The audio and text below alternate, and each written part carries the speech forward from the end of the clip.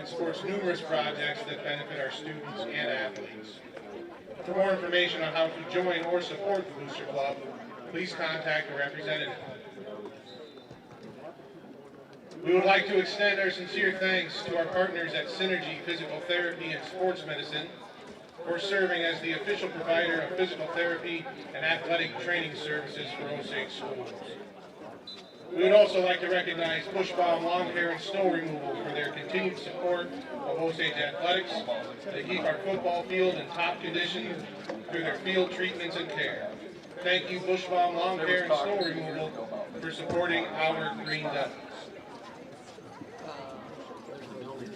Also, we would like to recognize Brandon LeBlanc and Adams Plumbing and Heating, who is cooking up gumbo, authentic Louisiana gumbo, down at the concession stand. Thank you, Brandon LeBlanc and Adams Plumbing and Heating. Don't really need it anymore.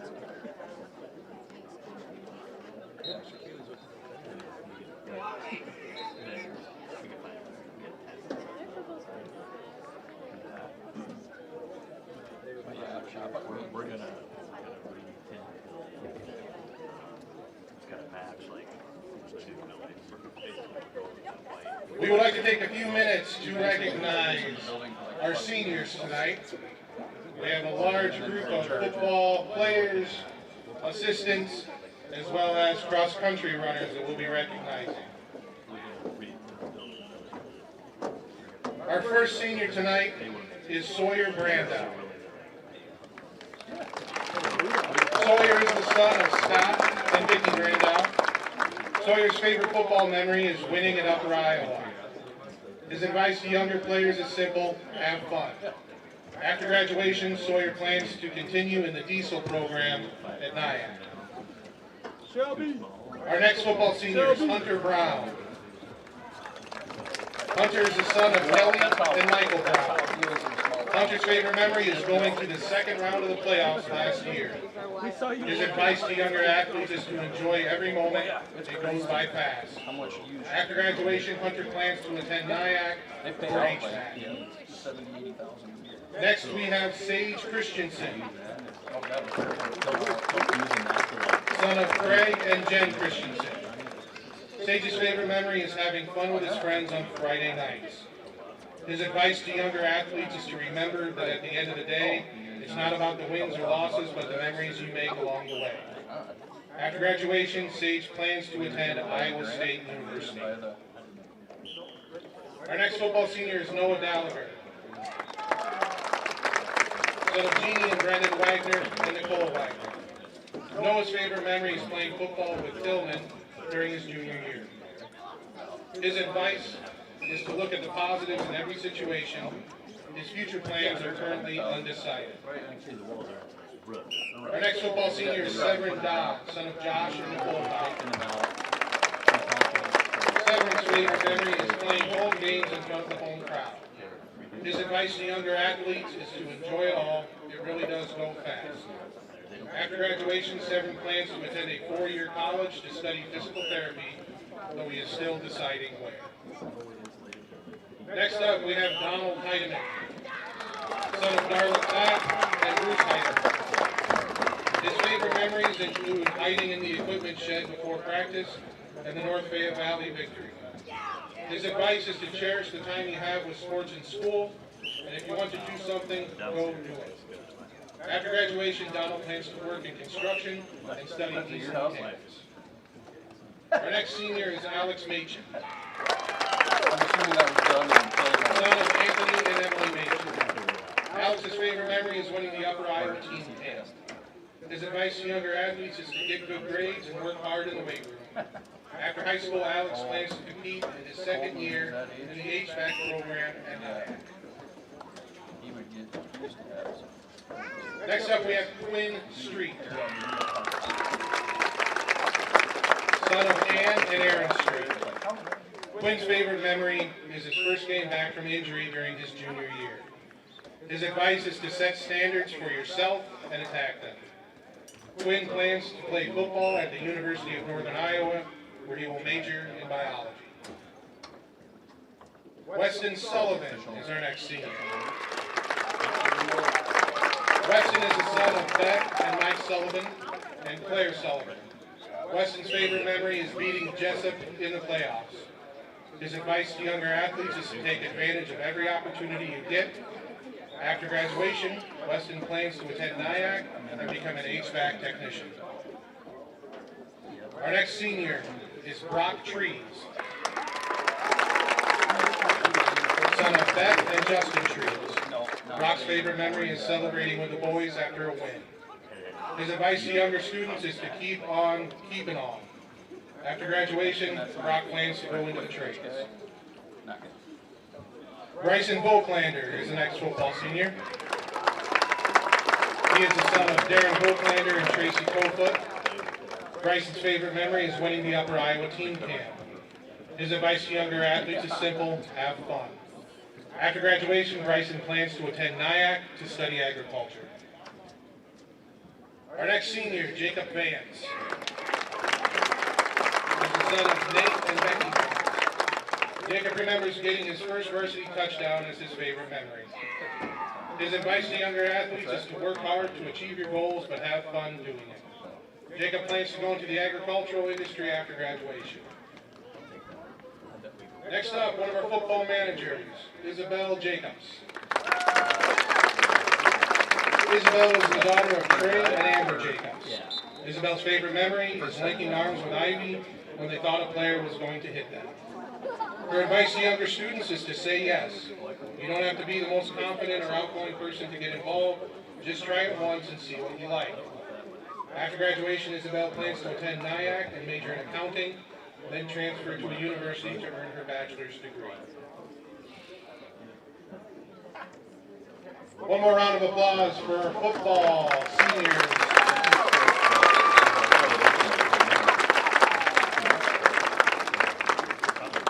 Our next senior is Ethan Peterson, son of JR and Lisa Peterson. Ethan has been a dedicated manager for both football and cross country this year.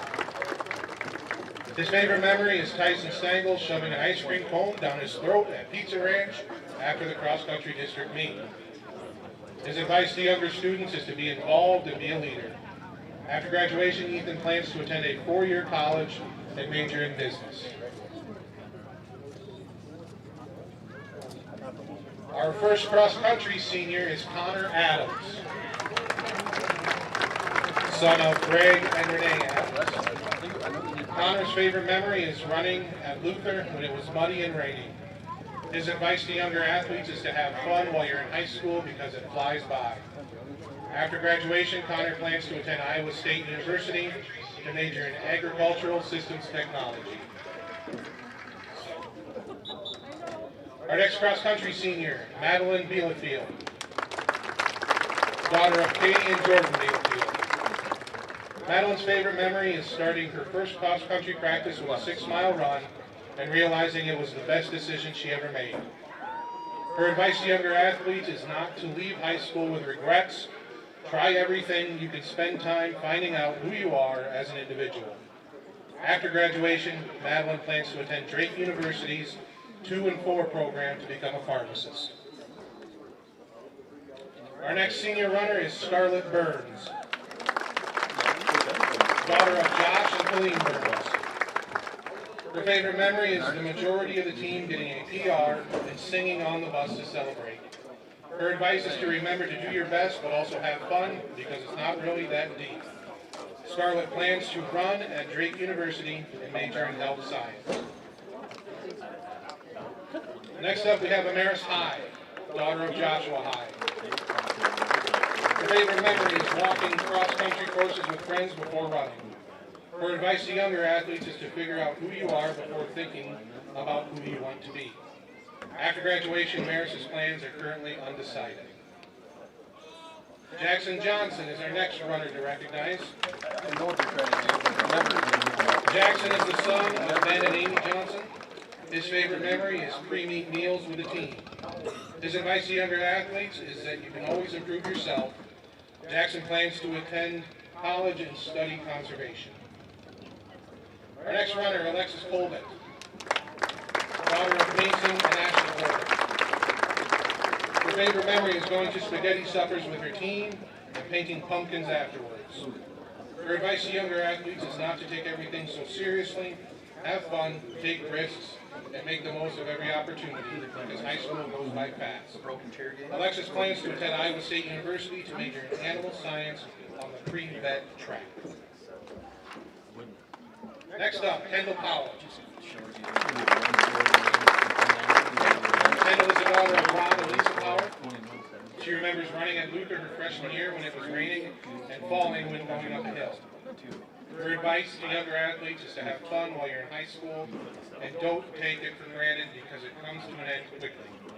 Kendall plans to pursue a career in nursing. And our final senior tonight, Addie Sayer, daughter of Andy and Mia Sayer. Addie's favorite memory is tricking Lauren into eating a cattail on a cool-down run. Her advice to others is that respecting others gets you far in life. Addie plans to attend the University of Northern Iowa to major in psychology. All right, let's have one more big round of applause for all of our seniors tonight. Thank you all for your time tonight.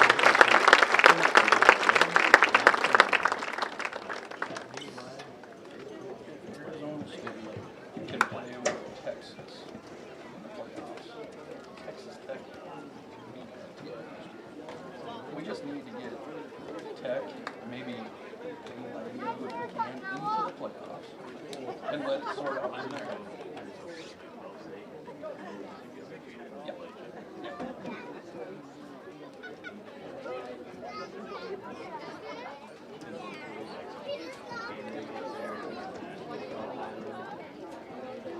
You need a clear division. I don't think two best teams in the middle. No. Yeah. What are they? Oklahoma. They're at an SEC school, and it's on like ESPN Plus. It makes no sense. But it just basically they're like, well, they don't have Sportsmanship is an important part of interscholastic sports at Osage High School. Whether you are in the stands, on the field, or on the court, please display good sportsmanship. Osage High School, in conjunction with the Iowa High School Athletic Association, encourages everyone to be a good sport. Fans participating in unsportsmanlike behavior will be asked to leave the premises.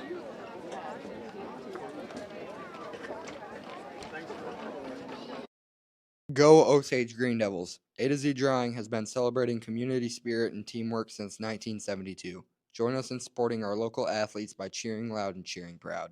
For projects big or small, Basic Building Supplies in Osage has you covered. From trusted lumber to tools and hardware, they've got everything you need, backed by honest hometown service.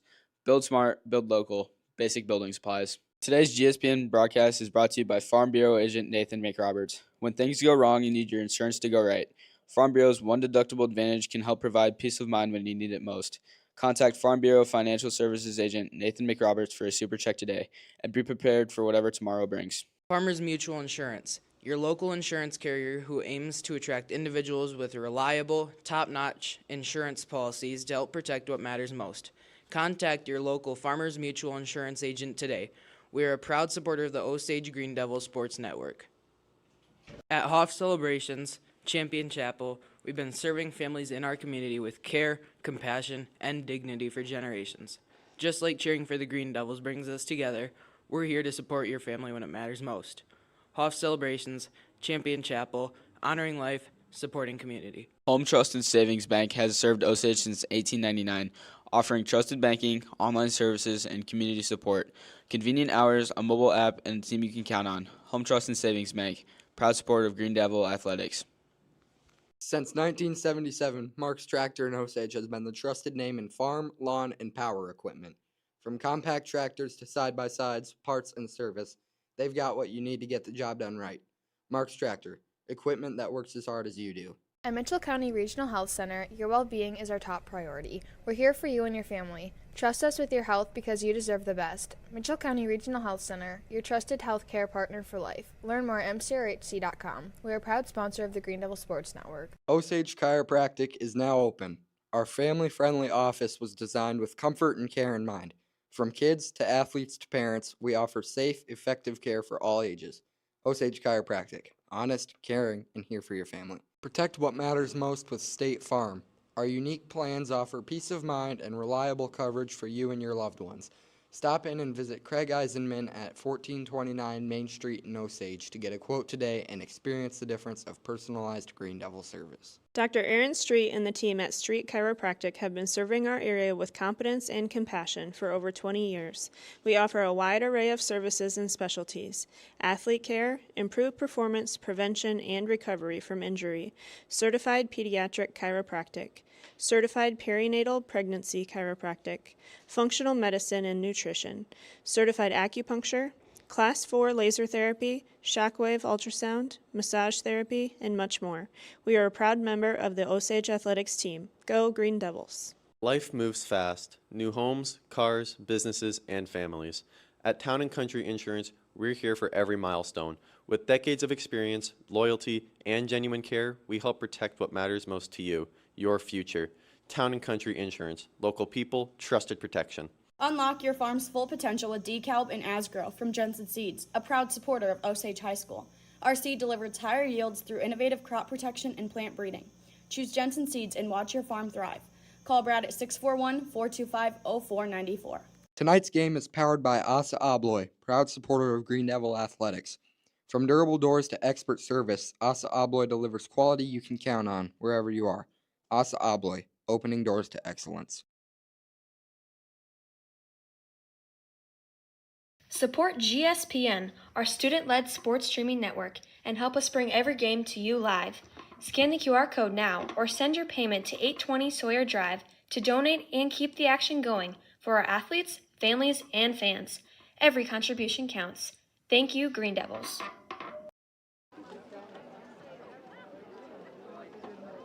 Well, good evening, football fans, and thanks for joining us here on GSPN. I'm Nolan Peters, and alongside me got Josh Olson here in the broadcast booth as we get ready for the regular season finale. It's senior night here at Sawyer Field as the Osage Green Devils take on the Forest City Indians. So yeah, last game of the regular season already here, round 5 of district play tonight, and Osage trying to do something, Josh, for the first time since 2009, trying to go a perfect undefeated in the regular season, currently sitting at 7-0, 4-0 in the district. No matter what, district champs tonight after that roller coaster win at Cresco a week ago. But yeah, trying to do something for the first time in 16 years, and it's a pretty special night here at Sawyer Field. Yeah, it's pretty awesome there. You flooded my my texts here this week with a bunch of stats on Osage as far as how that went from a district standpoint. You being this close to the action, you forget how successful Osage has been over the last 6, 7, 8 years on that part of it, and none of those were we undefeated this far into the season. So kind of historic when you think about it on that part of it, and what a pleasure to call the game last week. You and I talked about the whole way back coming down Highway 9 that that game could have went the other way multiple times. Yep. And the boys showed grit and guts and heart and whatever you want to put on that. And no bigger than that play down at the goal line on a 2-point conversion where mano y mano. They said, what we're going to run, and you're going to have to stop it, and the Green Devils did. That was crazy. Osage beating Cresco last week, 27-26. Offensively, Osage did an outstanding job. I mean, they're basically their own worst enemy. They put up 517 yards in that game, 273 through the air, 244 on the ground. But then Cresco had a season high of yards on a Green Devil defense. They put up 344, so we knew that was going to be a dogfight, and it turned into one. And yeah, it came down to one big play, the 2-point conversion. And man, Osage, they knew exactly what was coming. They stacked the box. They put 9 guys in there, went man-to-man on the outside with those 2 wide receivers, but they knew what was coming. Cresco tried to put guys in motion a little bit, overload the left, and maybe try to open up a cutback to the right, and Osage wasn't fooled by it at all. They went straight forward, and got the stop, recovered an onside kick, took one knee, and came out of there with a roller coaster victory. Yeah, that was spectacular. This team has faced its share of some adversity here in the last couple weeks, with the big ones being injuries to some of the key players on that, and to their credit, the guys that are behind them have stepped up and did their job well enough to earn a win, and they're going to have to do it again tonight. Nolan, we got a team coming over here from Forest City, probably hasn't had the best season they've wanted. I feel like they're a younger team, especially at some of the skill positions. Got quite a few freshmen kind of along there, and the coach Tyler Anderson over there in his second season, he's trying to get a program built, and there's probably some challenges associated with that at times, but they run a fun offense. Yeah. Right, and that's part of it. They're going to throw the ball around tonight. I think I saw the stat there. They've got as many yards rushing on the year as some of our guys have had in one game. Yeah. So they don't hand the ball off much. So part of that is the run game's at times ineffective. They're just not. They're not blocking well on that. So rather than beat your head against that wall, they put the ball in the air, which they've been successful to somewhat on that. But at times that's, the old saying, you put the ball in the air and 2 out of 3 things that happen to it are bad. Can be bad. Yep. So they've had their share of that. Yeah. Either it's an incomplete or an interception, or it's complete. So yeah, I'm going to make the bold prediction tonight. Forest City is going to throw the most pass attempts that Osage has seen in a game this year. Cresco had that last week. They threw 22 passes, which that was a quiet 22. Yeah, in my opinion, recall that. It doesn't seem like it. And they threw 22 passes in that game against Osage. My guess is Forest City is going to have. They're probably going to be closer into the 30s. Yeah, just because that's what they have done this year. They've a lot of quick hitters, right? They're not dropping back on 7-step drops, so they like to. They like to get the ball out quick. And they got a freshman quarterback. They've played 2 different quarterbacks this year. A sophomore started the first part of the season, and then Miles Douglas, a freshman, he's been playing the last few weeks. But I watched some of that film, and their come-from-behind win against New Hampton a few weeks ago. And Miles, he's for a young freshman, he likes to throw that long ball. Yep. And for a young kid, it's not too bad. So the future is definitely bright with him. Yeah, the videos I've seen of him here and there, he can sit back, plant that back foot, and let her go downfield on him. That's part of the whole deal. They've taken a lot of sacks too, Nolan, and that's part of that when you're sitting in a pocket and nothing's open. That's going to happen quite a bit. So that's part of that. I think it was Smith. Was he injured? Is that how that? He was injured early in the season on some of that. So I don't know exactly how the switch got made. If it was due to injury or because I want to say they had a different kid start the first game and maybe he got hurt. And that's part of the reason the record is what it is. That if you're unsettled at quarterback. We saw a little of that last year, right? When Quinn was down with an injury, we had to go through a couple guys to get to Quinn with various results. But you play the hand you're given at that point. So, speaking of Quinn Street, I won't give it away, but it could be a historic night for number 4 here for the Green Devils. If that happens, we'll let you know. But there's a number that we have our eye on here in the press box that we'll keep an close watch of. So it could be a very historic night. But all in all, it's been a historic year for this Osage offense. I know we've given a lot of love to the defense, and boy, they have deserved it. How good this defense has been for Osage this year. I mean, that's kind of been their main strength. But the offense is really starting to put together one of the best offensive seasons in school history. Correct. It's I don't know about total yardage historic, but from an explosiveness, it's been a while since I've seen Osage at a point where I hesitate to say it, but almost every snap could go to the house. Yep. On that part of it, and you're missing Gavin Muller here for the rest of the year, and he was a part of that. He's an explosive out of the back, hard to bring down. for 200 plus pounds, he was fast, aggressive, and he can make a few guys miss. And so there's some guys stepping into those roles. But with Quinn, it's just hard not to call him a true dual threat quarterback, at least for Iowa high school football standards on that. He's going to be almost at some point 50-50 as far as total yards, either coming on the ground or going through the air. And wherever that ends, however that ends, he's going to go down as one of the best quarterbacks to walk the halls of Osage High School.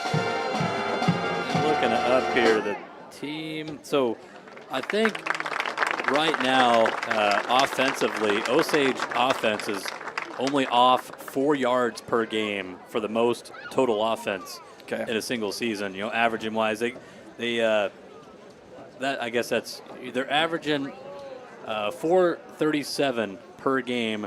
The school record, I was looking at it the other day, is 441. Wow. Average offense per game in a single season. And that speaks back to your defense again, right? They're shortening the game by keeping running clock going. Mm-hmm. You could go up and down the field all day, and you can have these games be 42-35. But they haven't been. Especially the first part of the season, it was 42-6, 42-0, those kind of things. So the game gets shortened, and your chances at offensive yards go down. So same thing on tackles in the air. I keep looking at that through the Bound app, and Osage is middle of the road as far as tackles, and some of our what I call our big thumpers, Brock Trees and Gavin, kind of in the middle of the road. They're better than that. They just haven't had many. One, you're splitting assignments. Yep. It's a race to two, can get the guy down. And two, once again, the games have been shorter. I point to the walk-on game. Seven offensive snaps for the opposition. 7 chances to tackle in the second half. Correct. And then 27 total in that game. And then against North Fayette Valley, 31 total snaps against North Fayette Valley. So correct. Not a lot of plays. Defensive domination is every year's different. And the fact that you're that close to taking over the number one spot in offensive yards per game speaks volumes of what this offense can do. Yeah, it's been a very special year, and the boys are just trying to cap it off with a win tonight here on senior night. Got 11 seniors on the football team, and then managers and whatnot as well. So a lot of kids getting their recognition tonight, and I know they well deserved. Yep, they want to end this regular season perfect, 8-0. And if they could do so, it would be the first time since 2009 that the Green Devils could finish a regular season unbeaten. And there's been, over the years, there's been some really good teams that have finished unbeaten in the regular season. I don't know if we should give this number away. Maybe it's a trivia question. I'm gonna put it down as a trivia question. Yeah, let's do that. And I'll announce it later. We'll get a few more people on the chat here on YouTube, and we'll announce that. For those that are listening at home, I'll give just a little precursor. It has to do with undefeated seasons in Osage, at least as far back as the records go.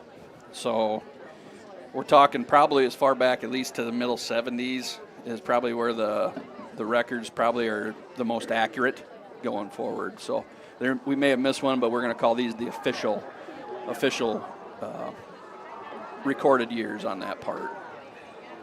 But, we've got about, 6 minutes to go here. I think the guys are lining up.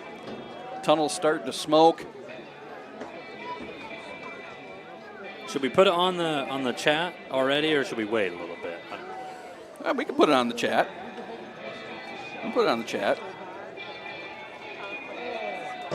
There we go. So, we'll let people chime in if you see that, if you're tuned in with us already. Just feel free to give your guess, and at halftime we'll give you a little hint, or we'll give the answer. If somebody gets it right, then we'll just let you know. The winner gets a drink on Josh. Yeah. Come see me. Well, I like the sharp look tonight for the Green Devils. White, green, black. You got the white helmet, the green jersey, the black pants. The green jersey with the stripes on the side really match those pants very well, too. So very good combo. Well, we got the national anthem coming up. We'll let you listen in here on GSPN and then get you ready for kickoff coming up here soon with Osage and Forest City. Rise and join in the playing of our national anthem.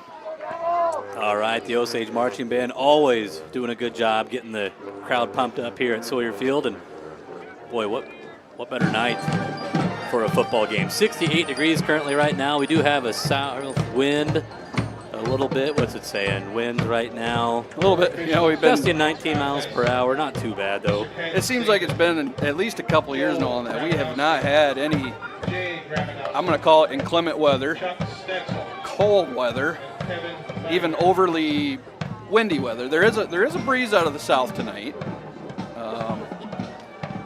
Could come into effect. At least the flag is showing it. But you know, with Sawyer Field, with these windbreak arborvitae bushes all around here, that can kind of help you at least out at field level when it comes to that. So, team captains working the way to the field for Osage. Alex Machen, Sage Christensen, Quinn Street, Severin Dodd out there, left to right.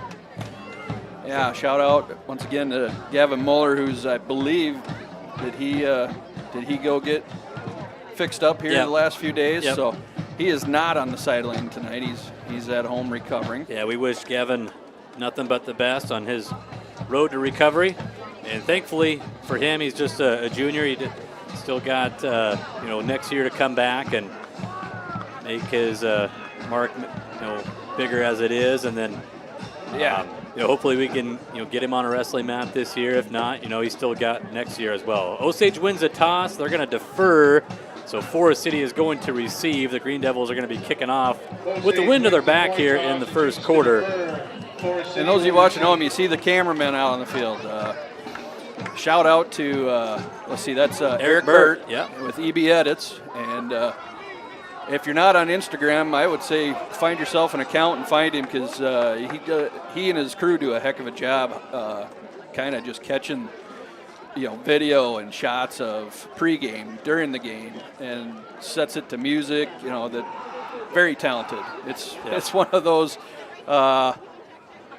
you kind of wish you had it back when you were playing. So we've been fortunate to have him he's with been us at least a lot for this most year. of the home I think games, almost so. every home game. Yeah, maybe not Eric, but somebody on his crew. So All right, Forest City and Osage getting set to do battle. Final game of the regular season, final round of district play. Hey, Forest City is still in a position to make the playoffs. They need a win here against the Green Devils and a win for New Hampton over North Fayette Valley, and that would give Forest City that final playoff spot. Dalton Burkhart has got the ball teed up for the Green Devils. And the lefty End over end kick, nice, and it's going to go into the end zone for his 4th touchback on the year. 39 kickoffs now for Burkhart, 4 touchbacks. And we're going to see this Forest City offense led by the freshman Miles Douglas, a quarterback, 6 foot, 155. He's completed 35 passes on 60 attempts, 463 yards, 3 touchdowns, 8 interceptions. But they are going to spread it out and air it out a lot tonight here on this Green Devil defense. Yeah, and good to see Berkey. Looks like he's back to kind of 100% after a couple weeks with an injured quad. So good to have a kickoff like that going. Douglas in the shotgun. I believe that is Peter Wilson. And we have movement. Who moved first? They're going to say encroachment on Osage. The Green Devils flinched. So, well, that's one way to get an aggressive defense to back off a little bit. I don't think it's going to back them off, but there's a free 5 yards. So now 1st down and 5 for the Indians at their own 25-yard line. They'll stay in that shotgun set here in the all whites. Might be Deegan Moore in the backfield for Forest City. They're going to keep it on the ground right up the middle and just nowhere to go to run on this Osage run defense. That was Deegan Moore on the carry. But this Osage defense, they're only allowing 99 rushing yards per game. A lot of that coming last week against Cresco, but man, this defense has been good all year. Yeah, and they're big runs by Cresco. I would call them missed assignments that led to a lot of that. So good to see him right off the bat there. That was Brock Trees and Donald Heidemann right away in the backfield. 2nd down and 6 for the Indians. Douglas in the gun. Looking to throw for the first time. He does. It's completed. That is Sopko on the reception, and he's got a 1st down. Yep. That's going to move the sticks. A gain of about 7, it looks like. It's going to be just enough. 1st down. Well, like we said, it's going to be a lot of quick hitters. Osage is actually, it looks like they're up in more of a, not in their traditional, I'm going to call it 7 to 8 yard cushion on the outside. It's more of a 4 or 5 yards. So they know there's a lot of short routes coming off of this. Ty Sopko, he leads the team in receiving yards with 434 coming in. 2nd in receptions, but he's definitely one of the go-to targets for Forest City. Try to go back on the ground here to Moore, and he's tackled in the backfield. 2nd run here for the Indians, and 2nd time going backwards. That Osage defense just showing it's hard to get our run game going. Yeah, and Forest City doesn't run a lot of the QB off of that, so I think, if you're watching a lot of film, the linebackers and linemen really aren't going to honor Douglas keeping that ball, so they can just come downhill on it. Osage defense really took away the running back run game against Cresco last week. They kind of abandoned the running back and you just went straight quarterback power. That's where the Cadets had a lot of success on the ground. Douglas looking to throw, and it's incomplete. Across the middle of the field, trying to go to number 15. That is Aiden Frost. Pass broken up by Christensen. Yeah, Christensen was right there. 3rd down. Osage playing Christensen just playing that outside linebacker kind of spot. I guess we're going to call him more of the devil safety, just a roaming spot. And this is where Forest City doesn't want to be, is 3rd and longs, where they got to take a little bit longer for those plays to develop. So 3rd down and 12 coming up here for the Indians. Again, led by 2nd-year head coach Tyler Anderson, 5-11 here in his 2nd year at the helm. Trying to get the Green Devils to jump on a 2 count. Douglas throws far side of the field. It's completed to Jacob Smith, but Osage quickly there to make the tackle. Clock continues to roll, but it's got to bring up 4th down and about 8. Yeah, and this will bring out the two-way leading leader in punt yards and punt attempts with Hunter Sunkel here. Back to return for Osage. They got 2 Green Devils back there, sending Bryson Voklander on the far side, and near side is going to be Sage Christensen. It's the first time we've seen 2 punters back, or 2 punt returners. Osage comes after it. Sunkel gets the punt off, and it's going to be picked up here by Christensen at about the 38-yard line. Good return. He's across midfield, inside Indian territory down to the 44-yard line. We do have a flag, though, back around the line of scrimmage. Sunkel's punt fielded by Christensen. Either A, we lined up offside, or there was holding. Flag on the play. See what the call is here by the white hat. Holding on Osage, so after the punt.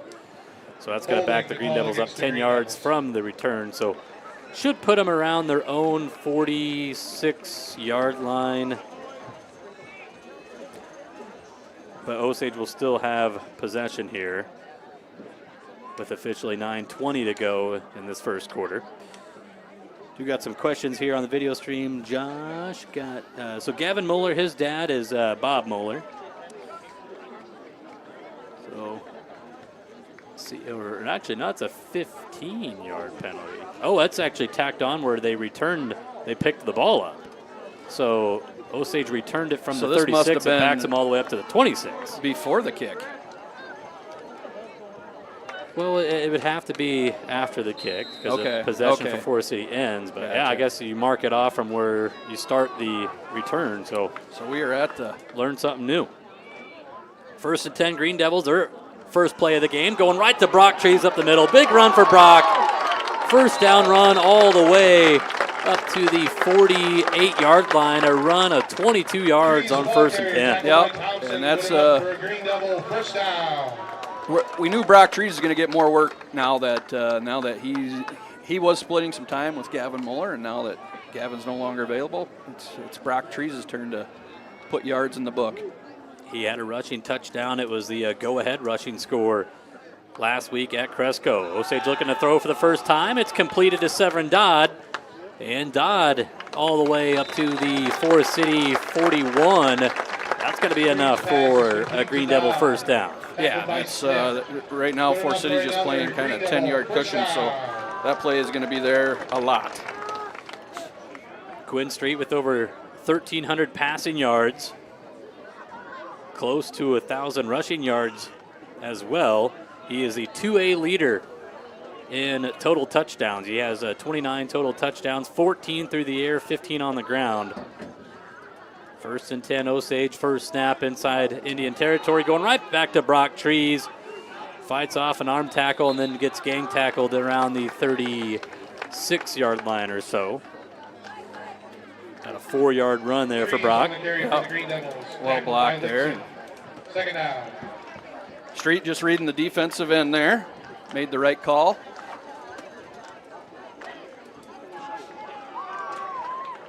Under 8 minutes to play here in the opening quarter. First possession here for the Green Devils on offense.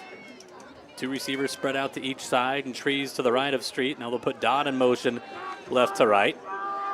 They'll swing it out to Dodd, but it's low and incomplete. Yeah, Quinn wants that pass back. Street's pass intended for Dodd. So now 3rd down and 6 Third down. coming up. Forest City defensively, they'll run a 4-3. But now we'll see if they come after Street here. Empty set. Quarterback power, and Street takes a lick. I think he's got the first down. Yes, he does. They're going to signal first down. So gains about 7 on the run. So 3rd first down of the drive, all the way up to the Forest City 31. Yeah, Osage not running anything fancy. We're not running it. This is just all stuff that we've seen throughout the course of the year. 2 receivers spread out to each side. Trees in the backfield.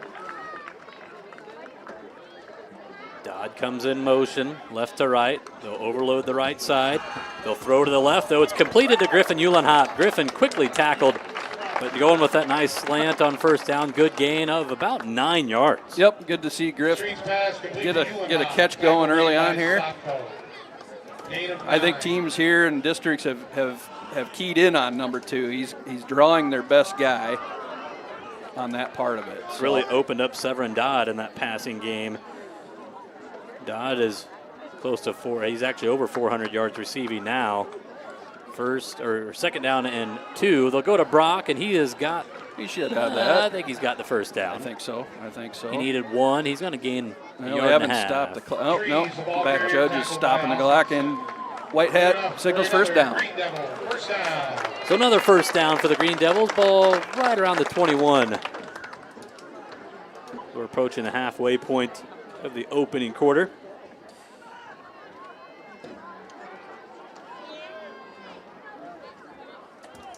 one thing Osage has done over the last, basically in district play, is controlling the clock. Time of possession really in their favor, so taking up some time on this drive. As Street's going to take off and run. He's got a first down run inside the 10-yard line. It's going to be first down and goal to go. First down run by Quinn Street. Nice job. That was originally a pass play. Saw nobody open. So gain of, what was that, gain of 12? Yeah, about 12 yards, getting him to the 8-yard line, it looks like. Okay.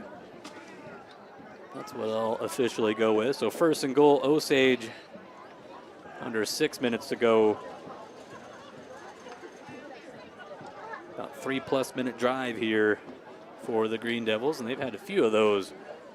They like to take time off the clock and work their way down the field. As Dodd comes in motion, they fake it to him. They'll go to Trees. Nice. Little triple option there. Brock lunges for the goal line, but he's going to come up short. Bring up second down and goal, but nice little triple option there. Taking it to Dodd, going to Trees, and then heck, Street could pull that down. Yeah, absolutely. He could. Yeah, he could use Trees as the lead blocker, and well, this is what I would call methodical. Just a clean drive for the most part. They'll go in the I formation for the first time, kind of an offset I with Dodd as your fullback, Trees the tailback. They'll go to Brock. Ooh, lowers that shoulder, and what do we got? No official call yet. They're going to say he's at maybe the Trees, 1, ball carrier half again. yard. Going to be up, third down and goal. Nice collision in the hole there. Third down. You know, Forest City is actually a pretty good size across the front. They go 210, 240, 220, and 255. So on the paper and out here on there, Forest City looks real athletic. Third and goal at the 1, back under center. Quinn Street, they'll go quarterback sneak. And that should be it. And that's going to extend his 2A lead. 30th touchdown on the year, Quinn Street from 1 yard out. Very nice, very nice. All right. PA team comes on the field here. Weston Sullivan, he's 9 for 15 on the year. Let's see if we can get a clean one here. Machen the snapper, It's Tabbert always will hold. been a little bit of an adventure. Good snap, good hold. The kick by Soley. It's good. He's nailed it. Okay. 7-0 Osage with 4:18 to go. You know, Nolan, last week he had one that got blocked. Going back and from our video, it was a little different, but watching the cadets video, he slipped on that PAT attempt, and he might have cleared the static a little bit if he doesn't slip on that. Maybe that increases his percentage last week. Another big game going on. Actually, they're all big tonight in the district. Absolutely. Nobody is eliminated from playoffs yet. Osage is the only team that has their spot locked up. Osage is going to be your district champion regardless of what happens tonight. But over in Cresco, a huge game over there. The winner is going to get a playoff game at home next week. That is Cresco hosting Waukon. So the winner of that will get second. The loser gets third. North Fayette Valley is taking on New Hampton tonight. That is in West Union. If North Fayette Valley wins, they will finish in fourth, get a playoff game. But New Hampton and Forest City can also find a way to get into the playoffs. Easy, easy, easy. There you go. There you go. Burkhardt's kick fielded by Hagan. All right, so we'll see the Indians come out to the field for the second time. They had a first down on their opening drive and then had to punt after that. Just trying to see who fielded that, but I didn't quite There's a get big the guy, number. 50. Yeah. Said 55? Yeah, But 55. he's not on my roster, so. 55. Call Z out on that one. Not helping us out. Our good buddy Zarin Negasol, the voice of the Forest City Indians. So Douglas back in the gun. Second series for the Indians, trying to get that run game going Nice to Deegan job. Moore, and Osage meets him at the line of scrimmage. No gain on the play. Nice job, Noah Gallagher fighting off the block, sticking in the hole, and then Jacob Vance, like a good middle linebacker, just come up and help him clean up. Deegan Moore, your high school version of kind of like a Darren Sproles. Yeah. They got him listed at 5'6", 150. Yeah, he's averaging about Yeah. 3.5 yards of carry on the year. They'll go a pistol set here. The Indians do with 3 receivers out to the left. 2nd down and 11.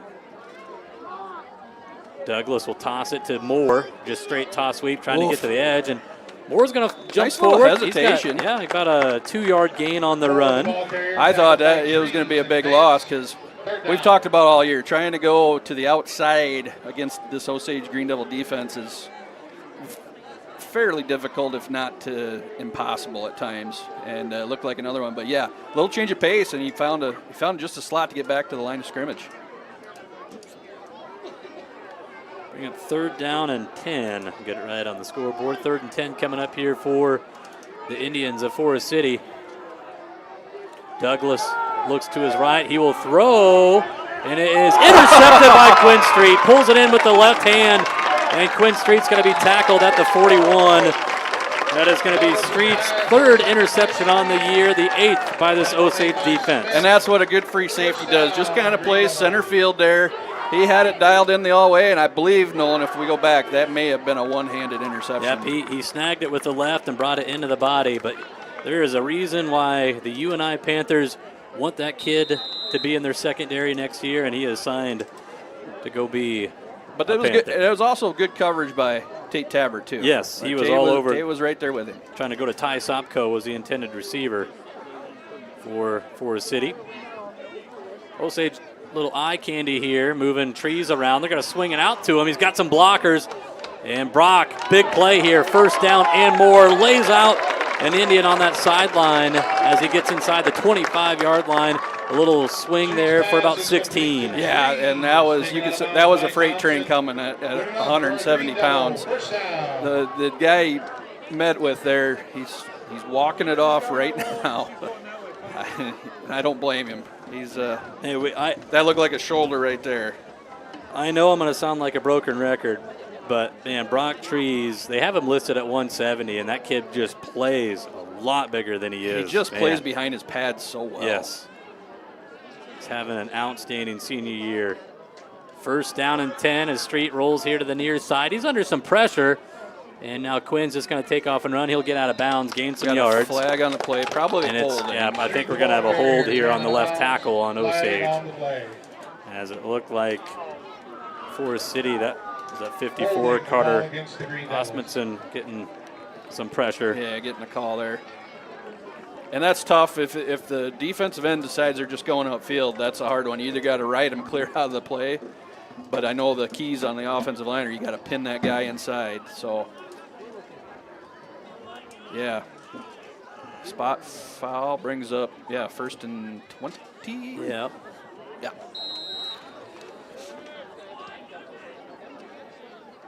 The 2nd penalty on Osage tonight. 1st on the offense. Little things that you got to clean up a little bit starting next week. They'll swing it out the trees, and there's nobody there. Brock has got all kinds of running to him. He's got the 1st down. Back. So 1st down, swinging pass out to Brock Trees. Right there, folks, is the Quinn Street effect. Forest City didn't even realize 5 was in the game. They saw the ball fake, and everybody went, okay, what's 4 doing?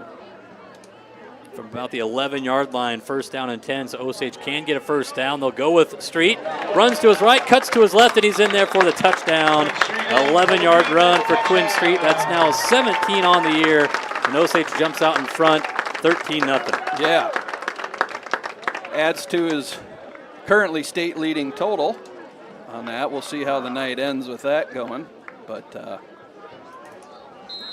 yeah, I think he's definitely going to lead 2A in touchdowns in the regular season, no doubt. I think so too. PAT coming up here for Weston Sullivan. Machen the snap, Tabbert to hold. Soley with the kick. Boy, he boomed that one, but it's just off the, I think he hooked it to the left. He had a leg on it though. 13-0 though, Osage with 2:08 to play here in the 1st quarter. Another fantastic drive, way to cash in off an interception.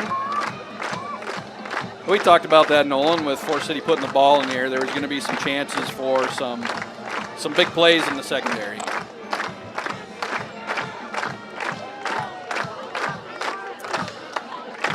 Well, tomorrow morning, I think it's at 10 a.m., I believe, we find out the first-round playoff pairing. So it's not like it used to be where people would stay up all night and wait for the middle of the night release of playoff pairings.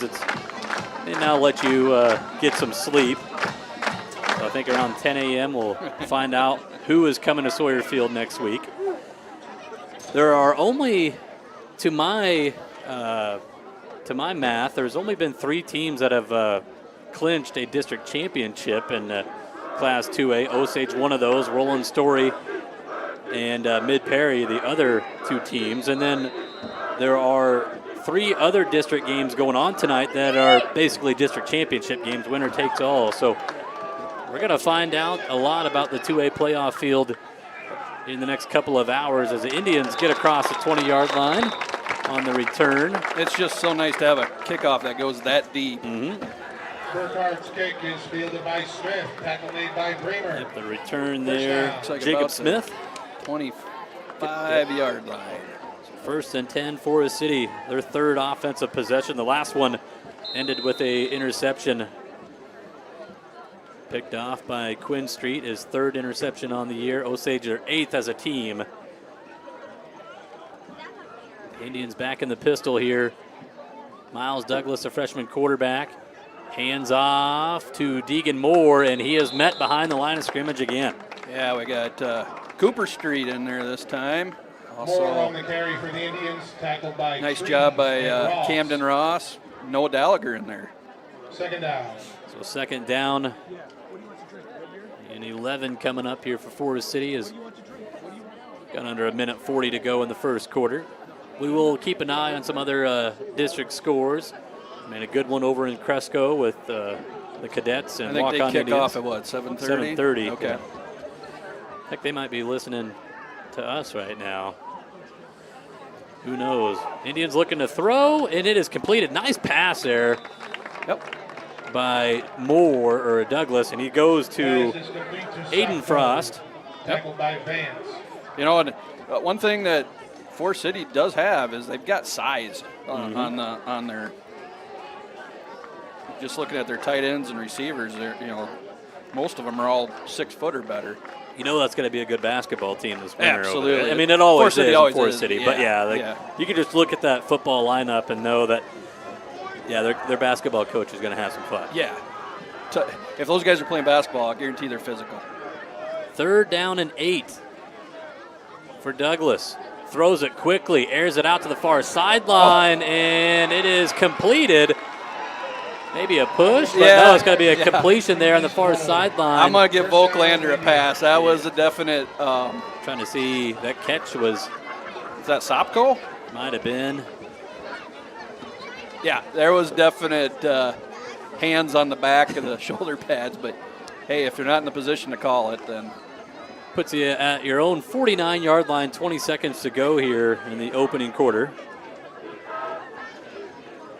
Yeah, Douglas, not a bad arm. He'll toss it out here to Deegan Moore, trying to make guys miss, and Brock Trees meets him for a 3-yard loss, and that's going to do it for quarter number 1. Brock Trees leads his team in tackles with 44 solo coming in, 59.5 total. But after one, it is 13-0 Osage over Forest City. Yeah, good first quarter, Nolan, and basically did everything we needed to do tonight that I've seen on that part of it. So, well, we do know for sure we have a football game here at Sawyer Field next week, which means it is playoff time, and we've got to pay for video rights. The video rights for postseason football is $500 per game. We also have postseason volleyball coming up on Tuesday here on GSPN. Osage volleyball team will be taking on the Crestwood Cadets in the opening round of the 3A playoffs, and that's $400 per game for volleyball. So we do ask, wherever you're watching, if you enjoy this coverage on GSPN throughout the year, if you could throw a couple dollars here and there, you could scan that QR code if you want to do it that way. We'll also pull up, you can mail a check to 820 Sawyer Drive, put GSPN as the memo, or make it out to GSPN if you need to. Any support you can get us to help pay for those video rights, much appreciated as we are underway. In quarter number 2, quick pass, curl route completed. Nice tackle, Tate Tabbert. Yep, Tabbert there to quickly make the stop. The catch made by number 13. That is Riley Eastvold making the catch. Yeah. Tackle made by Taggart. Well, now it brings up a third and medium, not really third and long. So this is probably manageable for Forest City. This may even be 4-down territory. 13-0 Osage, 2 rushing touchdowns from senior quarterback Quinn Street. Cadets, thinking of last week as the Indians throw it underneath. That's a freshman, Nathaniel Gassman, a 6'4" freshman tight end, makes a catch on a curl route, but quickly tackled. It's going to bring up about 4th and 4, 3-yard gain. Yeah, Jacob Vance on the tackle. Good job. Looks like they're bringing in the punt team. Yep, they are going to bring out Hunter Sunkel to punt. Like you said, Josh, he leads 2A in total punts and total punt yards.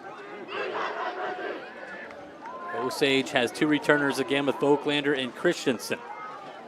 Sunkel, nice punt here. Fair catch, wave 4, and made by Voigtlander. Yep, so good decision. Good decision. Osage will take over. 1st and 10 around, what, 15? Yeah, about the 15-yard line. Yeah, somewhere in there. So Osage with the long field here. Also a chance for, Forest City has to defend a long field. I'll make a mention, Nolan. I mean, I don't know what the cost of admission is, and maybe even you want to sneak down after they close up the ticket booth, but I can smell the gumbo. Yeah. I don't know who's doing that in front of us, but that's rude.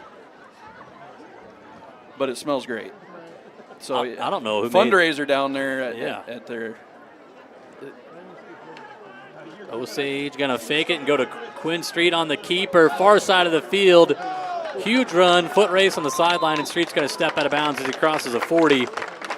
That is a run of, 20, about 15. Actually, that's a bigger run than that, right? From the 15 to the 35, about, 22-yard run. Yeah.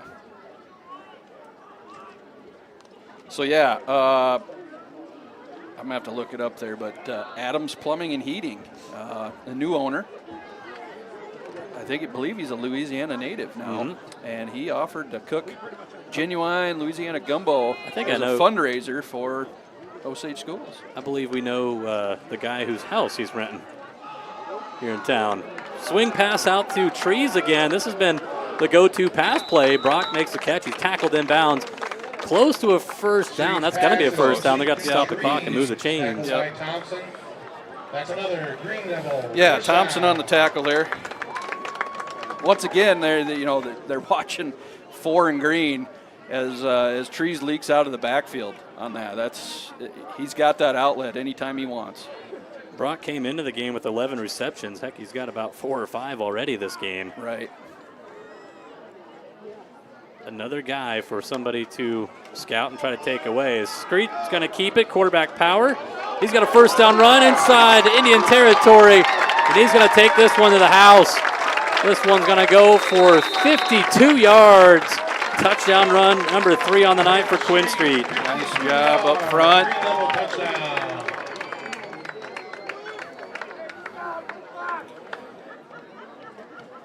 Unofficially, Nolan, he's at 104 yards on the night. We'll talk about that at halftime. Okay.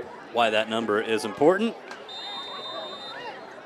Maybe add that to a trivia question. Yeah. Because people are all over the trivia question we've already had. Civ Man is going Rain Man on the Osage football. I love it.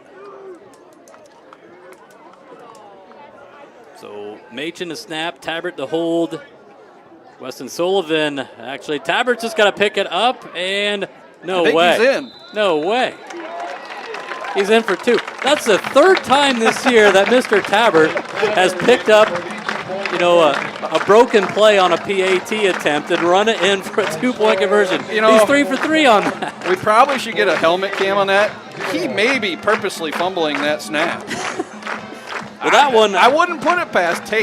that one was rolling on the ground, so Tater had to pick that one up. But third time this year, he's 3 for 3 on picking up. What you like to see is decisiveness. You know, he kind of picked up, and it was maybe a half second. He went, "Yep, that looks like a hole right there. I'm going to try to run through it." 21-0 Osage on top of Forest City with 9:51 to play here in the first half. Osage offense this year averaging 40.3 points per game. You know, we've talked about that, Nolan. We haven't seen a lot of Quinn Street touchdowns that involved plays of like 35 yards or more. Big play. Yeah. He's picking up chunks, just not like that.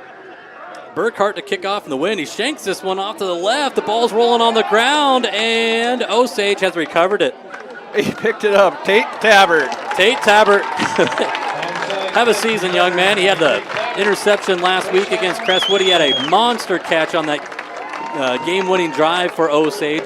It got Osage down to the 5-yard line. Did he just mishit that? That's the second time Osage did that this year. They did it against North Fayette Valley. Just a shanked kickoff that. Well, I think everybody on the kickoff team probably knows that's a possibility. So, nice job again, Tate Tabbert having his football awareness. Osage will go empty set here with Street, looking to throw. He's under some pressure. He's going to step up. He throws on the run, and it is intercepted. The Indians get it right back, out of bounds with it. On the interception, that's Ty Sopko, his second interception this year. Yeah. Fourth thrown by Street. And Sopko's a name that I think I've recognized over the years on the basketball court and the football field.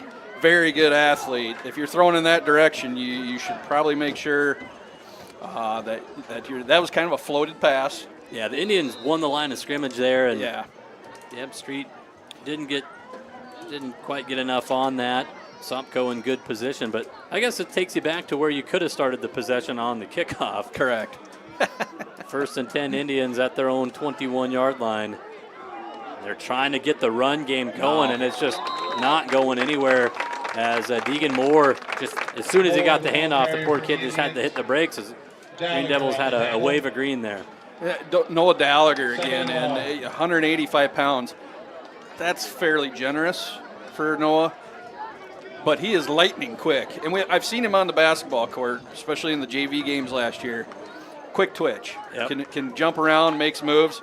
Perfectly suited to be a change of pace defensive tackle. I guess that's what we're going to call it. So. Second down, 13 for Forest City.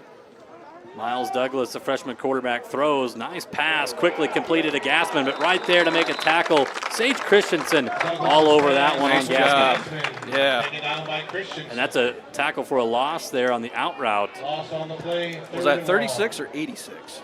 36, right? 36, yep. Nathaniel Gassman, Yeah, 6'4" freshman. 6'4", 210. I'm going to guess he's a basketball player. I would guess that too.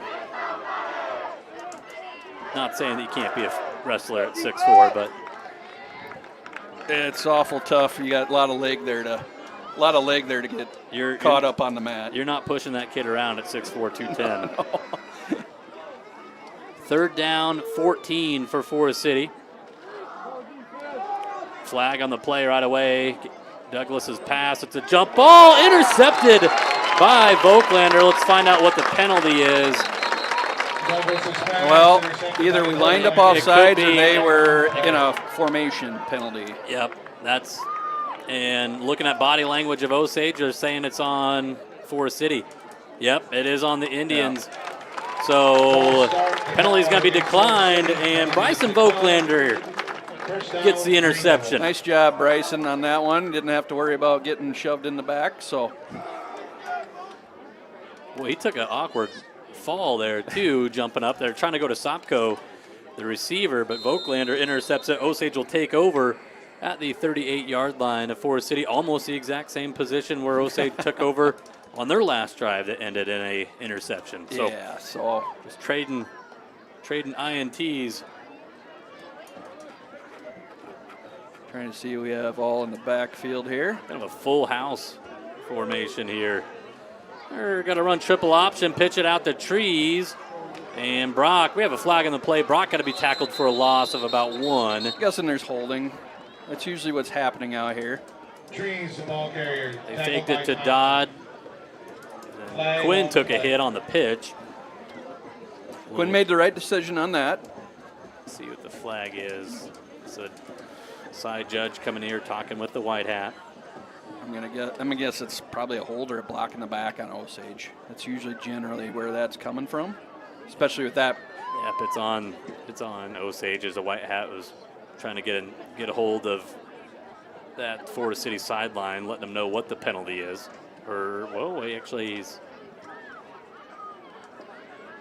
Yeah, I guess, do you want to accept the penalty or decline it? Because you tackled them for about a 2-yard loss. Second and 3 does not bother. Second and 13 does not bother Osage. It is a formation penalty. So that'd be a 5-yarder. Okay. The penalty is going to be declined. Oh, then there's a block in the back, too. That one will be enforced. Yeah. All right. So, well, I can't say we played a clean game tonight. And block in the back is going to be, what, a 50 or a 10-yarder. Yep. So puts you back. First and 20, second time Osage has had and we've that. seen that from our receivers this year with the block in the backs with that. And it's just, it's more of a, I know you're trying to spring your guy, but at some point you just got to take the play as it goes. It's actually first and 21 at the Forest City 49. And Street's going to be sacked all the way back to the Osage 46. Forest City now, basically they're in fight or flight mode. Now they're just going to go ahead and bring 5 or 6. So now second down and 24 for Osage. Back at your own 46-yard line. First sack of the night for either team. But some of that, Nolan knows if they're going to get that aggressive. Yep. So they've got everybody up. Street looks to his left, floats it out deep, and it's incomplete. Trying to go to Severin Dodd. Coverage there by Deegan Moore. It's going to bring up third down. Well, right now on formations like that, Forest City's leaving a lot of the middle, like 10 yards past the line of scrimmage, wide open. So third down and long. If you could get back to the original line of scrimmage, you're probably in 4-down territory. Yeah.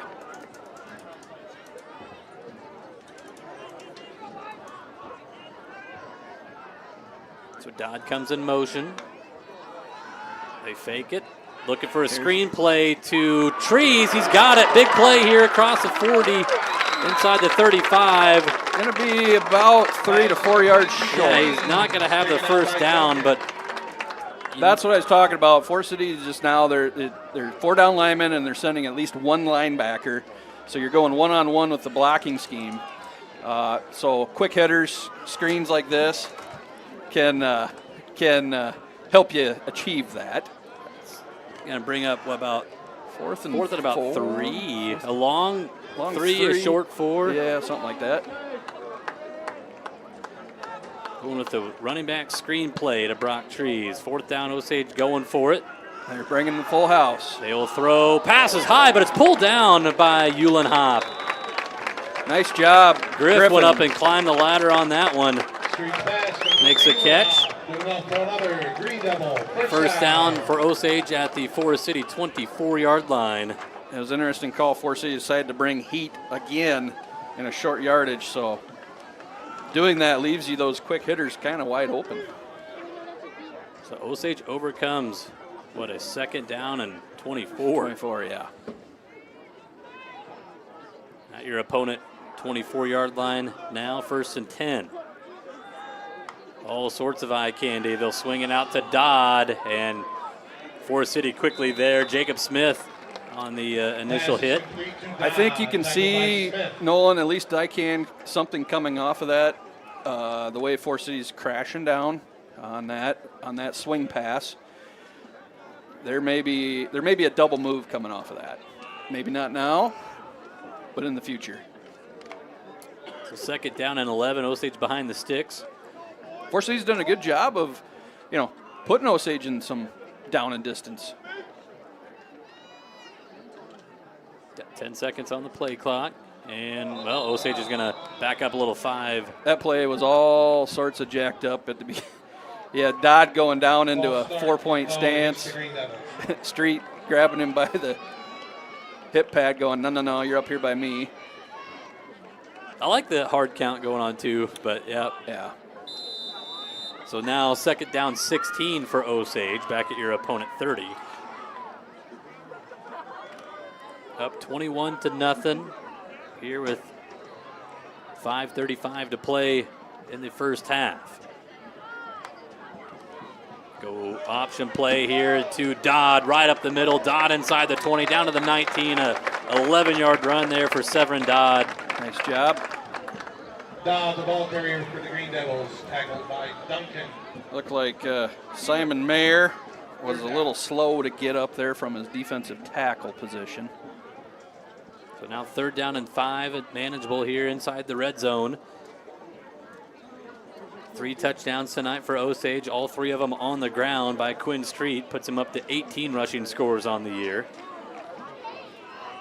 He's got Trees right behind him, kind of a pistol set here as they fake it to Christensen, handoff to Trees, and Brock is fighting forward. He gets up to about the 15. Gonna bring up fourth and 1? Yeah. No first down, but Osage 4 down territory. 4th and 1. Needing to get to your opponent 14. Under 4.5 to go here before halftime. Osage will get the second half kickoff. They won the toss and deferred. A snap, a 2-count snap here would be really fun, just to see if you can get them leaning. 2 backs in the backfield with Street. And they'll just go power. Street's got the first down up to the 11. A gain of about 4 on the play. Yep, clock stops, moves the chains. Street, the ball carrier for another Green Devil first down. So you can still get a first down, ball at the 11 with 4 minutes to play before halftime. What was that on that rushing attempt? How many yards? 4 yards. 4 yards. Josh is keeping track of numbers here, and we'll tell you why. I don't know if I missed one in between there. I think you're good. Did you get the sack? I did not, so. Pressure here by the Indians. Osage throws it out to Dodd in the flat. Severin Dodd reaching for the goal line. They're going to say he's down to the 1. It should be a first down. Pass is complete to Dodd, tackled by Thompson. You can get the first down. They're going to say actually second, though. Second and short. Thompson with the stop. 2nd and inches here. Boy, that ball is maybe worth a measurement. It's inside the 1. Yeah. But, oh well, either 2nd down and inches here for Osage. Knocking on the door. They'll go in the I formation. Who you going with, Josh? I'm going with Trees. You are correct, sir. Brock Trees into the end zone. Nice job by the left side of the line, just crashing down hard. Wash them all into the end zone. Number 5 for 6. That is his 3rd rushing score on the year. Brock Trees from 1 yard out, and Osage goes up 27-0 here with 3:05 to play before half. PAT coming up here for Weston Sullivan.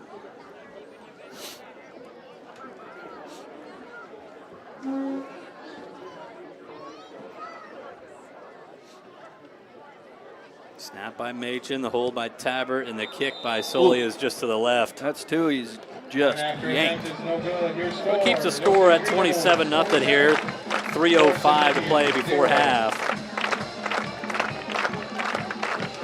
So what do you got for rushing yards, Josh? What's the unofficial? Unofficially, what was the sack? I had 6 yards on the sack. 3 yards. 3 yards? 3 yards okay. on the sack. And I think that was his only rushing attempt on the 4 yards here, right? On the QB sneak on 4th and 1. Yes. On that drive. So that puts him, by my unofficial count, at 105 yards rushing for the first half. The Street came into the game with 480, or no, what am I saying, gosh? 898 rushing yards, so 202 shy of 1,000. We will tell you why that number is important, or not really important, but just something that we've been keeping an eye on at halftime. From a historical standpoint, I think it's big time important. Osage will kick off. Dalton Burkhart to kick. Back to return is Deegan Moore and Jacob Smith for Forest City. Berkey. And this one's into the wind a little bit. It's going to take a bounce at about the 14. Dies down at the 10. Picked up by Deegan Moore. Oh, okay. And Deegan's going to make something out of this. He's got a little burst. He gets up to about the 24, 25-yard line. Burkhart's kick is fielded by Moore. A little burst there. So I don't know if that's Deegan on the ground. Yeah. He's a tough kid. Tough kid. He's a wrestler for Forest City. His dad, Chad Moore, assistant coach. He was a longtime head coach at Forest City. Yeah. What's Deegan usually wrestling? Probably that 140? 130? Probably that 132 range. Sure, we got Coach Jennings watching. Coach, Coach, where's he at? You probably remember what he was last year. I should know, but not crossed my mind here. 1st and 10, Forest City. They'll look for a running back screen. It's deflected and incomplete, trying to get it to Peter Wilson, a junior running back, number 3. Machen deflects that one. Boy, if you're Coach Kyle for the district awards, I mean, are you nominating Machen for tackle, D-tackle, or center? Yeah. Maybe do you ask him what would you rather be? Because holy cow, that kid is. The offense has been fantastic. He's first team all district somewhere. Somewhere, absolutely somewhere. 2nd down and 10 for the Indians. They'll go toss sweep to Wilson, and just a negative running play there. Osage defense. The run defense tonight has been on point. Yeah, they've been flowing the ball really well there. And Machen, Gallagher. That looked like actually Cale Muller in on that one from his defensive end spot. So.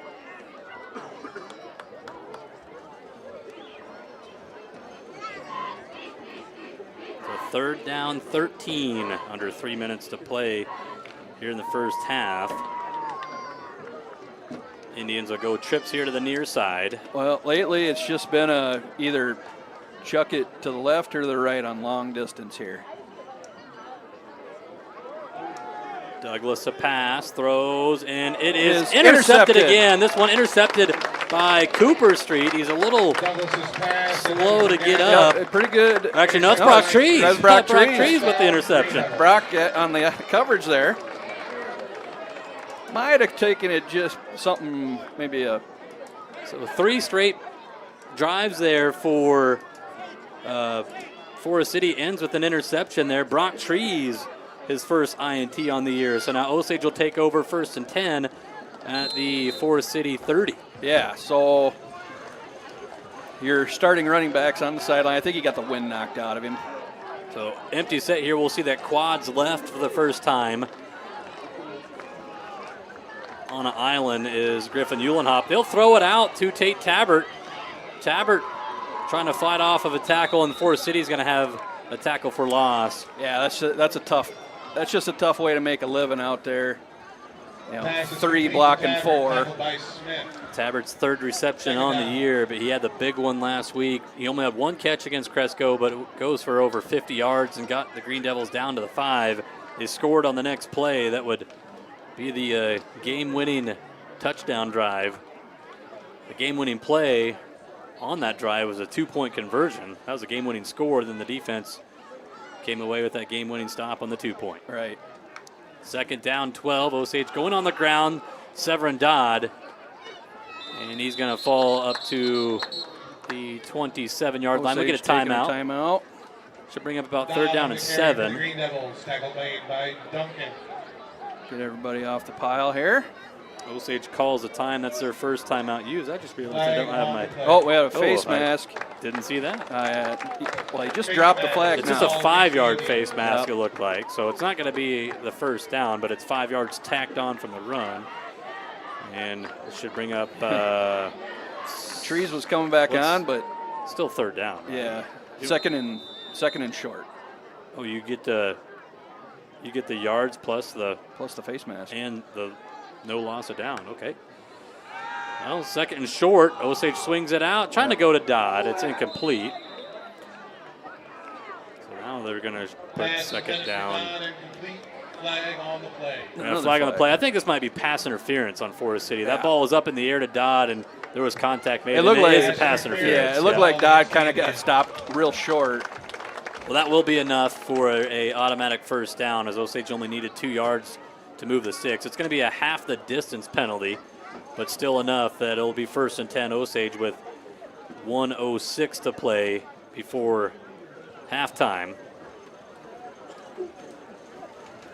Ball placed around the 11.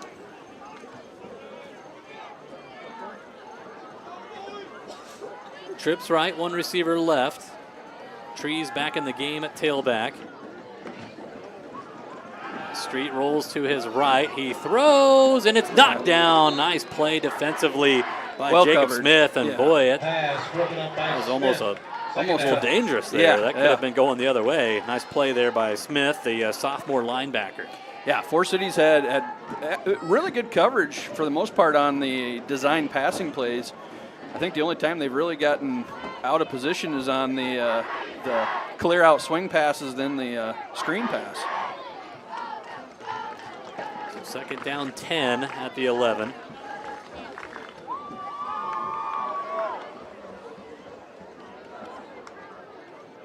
Street, you got to run it, power to his right. He's got a wave of blockers. Number 4 into the end zone for the 3rd time tonight. I don't see a flag, and it is a touchdown for Quinn Street. Is that 11 more yards? 11 yards rushing 11 there. more yards. Brings you to 116 by my official, unofficial count. I lost my pen. Probably threw it at me earlier. No, I can't use yours. I have a good luck pen. Couldn't have gone far. No, that's right behind me. Osage is going to line up and go for 2 here. Street and Trees. Yeah, this is the put it into running clock situation. Street looks to his left. He's going to throw, and it is caught and completed to Severin Dodd for 2. That's going to put Osage up 35-0. So with the final 55 seconds here after the kickoff, we'll have running clock. Nice route, nice snag by Severin Dodd. Oh, I was wrong. That's the 4th rushing touchdown by Quinn Street. Boy, I missed forgot about the first 3. He's got rushing touchdowns of 1, 11, 52, and 11. Well, can't say enough. I always try to point that out. The offensive and defensive lines tonight, for the most part, have been controlling the line of scrimmage when they've needed to. And so, yeah. And there's some coaching going down here on the sidelines. I'm looking at, Coach Machen talking with Hunter Brown there, figuring out what they want to do on certain alignments.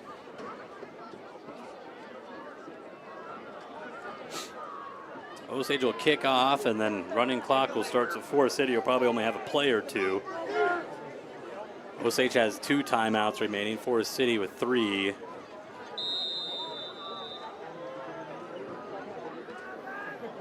Berkey boots this one into the wind. Caught around the 14-yard line. Deegan Moore is going to be cut down. We have a flag on the play. 2 flags are actually going to come in, so that'll stop the clock. No, we got a player down, Osage down here on one knee. Tying his shoe. Oh, is that what he's doing? Okay. Yep. That's our boy Tate Tapper. Tate, okay. Kyle Tate, don't get me all nervous like that. Or a block in the back on Forest City. It's going to be a 10-yard penalty. Now push them back around their 13-yard line. They'll spot it from the 23, so it's a 10-yard penalty. Boy, I remember these days, Nolan, the freshman, sophomore sitting on that sideline. You see that score starting to widen. Osage has got their playoff lineup. Start the clock. That should be running clock, right? Nope. That's what I thought. But we'll be after this. On the ground with it is Wilson, and Wilson's got positive yardage up to the 14, gain of 2. Second down and 8. sure Coach Anderson does Tackle made by Gallagher. not want to stop the clock for really any reason right now. St. Ansgar up 30-0 at half. Thank you, Steve Bremer. So, and two Mitchell County teams looking to go unbeaten in the regular season. I don't know if has that ever happened before? That's a trivia question. That would be wild. 2nd down and 8, final play of the half. Indians go on the ground to Wilson, and Peter is going to get back to the line of scrimmage, and that's going to do it for the first half. 35-0 Osage at the break. Well, what we'll do, we're going to take a break. We'll thank our Emerald sponsors from the Osage Booster Club, and then we'll let you listen in to some of the marching band, and then we'll talk about some numbers and some historical numbers from Osage football history. So back after this with Green Devil football on GSPN. Go Osage Green Devils. A to Z Drawing has been celebrating community spirit and teamwork since 1972. Join us in supporting our local athletes by cheering loud and cheering proud. For projects big or small, Basic Building Supplies in Osage has you covered. From trusted lumber to tools and hardware, they've got everything you need, backed by honest hometown service. Build smart, build local. Basic Building Supplies. Today's GSPN broadcast is brought to you by Farm Bureau agent Nathan McRoberts. When things go wrong, you need your insurance to go right. Farm Bureau's one deductible advantage can help provide peace of mind when you need it most. Contact Farm Bureau Financial Services agent Nathan McRoberts for a super check today, and be prepared for whatever tomorrow brings. Farmers Mutual Insurance, your local insurance carrier who aims to attract individuals with reliable, top-notch insurance policies to help protect what matters most. Contact your local Farmers Mutual Insurance agent today. We are a proud supporter of the Osage Green Devil Sports Network. At Hoff Celebrations, Champion Chapel, we've been serving families in our community with care, compassion, and dignity for generations. Just like cheering for the Green Devils brings us together, we're here to support your family when it matters most. Hoff Celebrations, Champion Chapel, honoring life, supporting community. Home Trust and Savings Bank has served Osage since 1899, offering trusted banking, online services, and community support. Convenient hours, a mobile app, and a team you can count on. Home Trust and Savings Bank, proud supporter of Green Devil Athletics. Since 1977, Mark's Tractor in Osage has been the trusted name in farm, lawn, and power equipment. From compact tractors to side-by-sides, parts, and service, they've got what you need to get the job done right. Mark's Tractor, equipment that works as hard as you do. At Mitchell County Regional Health Center, your well-being is our top priority. We're here for you and your family. Trust us with your health because you deserve the best. Mitchell County Regional Health Center, your trusted health care partner for life. Learn more at mcrhc.com. We are a proud sponsor of the Green Devil Sports Network. Osage Chiropractic is now open. Our family-friendly office was designed with comfort and care in mind. From kids to athletes to parents, we offer safe, effective care for all ages. Osage Chiropractic. Honest, caring, and here for your family. Protect what matters most with State Farm. Our unique plans offer peace of mind and reliable coverage for you and your loved ones. Stop in and visit Craig Eisenman at 1429 Main Street in Osage to get a quote today and experience the difference of personalized Green Devil service. Dr. Aaron Street and the team at Street Chiropractic have been serving our area with competence and compassion for over 20 years. We offer a wide array of services and specialties: athlete care, improved performance, prevention, and recovery from injury, certified pediatric chiropractic, certified perinatal pregnancy chiropractic, functional medicine and nutrition, certified acupuncture, Class 4 laser therapy, shockwave ultrasound, massage therapy, and much more. We are a proud member of the Osage Athletics team. Go Green Devils. Tonight's broadcast is sponsored by Town & Country Insurance, protecting our hometown since 1975. Whether it's your car, home, or farm, they've got you covered. Contact us today for your personalized quote. Go Green Devils. Unlock your farm's full potential with DeKalb and Asgrow from Jensen Seeds, a proud supporter of Osage High School. Our seed delivers higher yields through innovative crop protection and plant breeding. Choose Jensen Seeds and watch your farm thrive. Call Brad at 641-425-0494. Tonight's game is powered by Asa Abloy, proud supporter of Green Devil Athletics. From durable doors to expert service, Asa Abloy delivers quality you can count on wherever you are. Asa Abloy, opening doors to excellence.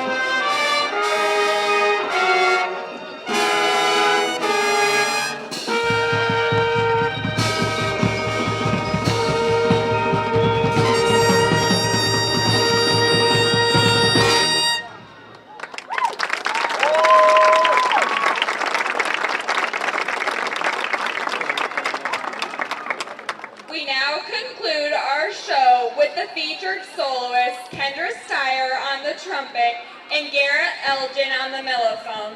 Tunes include For Good, No Good Deed, and finally, No One Mourns the Wicked.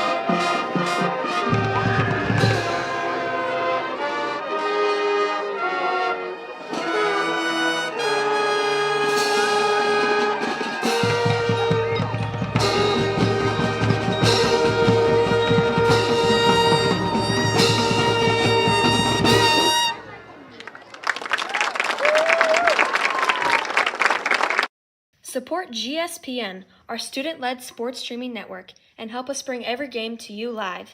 Scan the QR code now or send your payment to 820 Sawyer Drive to donate and keep the action going for our athletes, families, and fans. Every contribution counts. Thank you, Green Devils.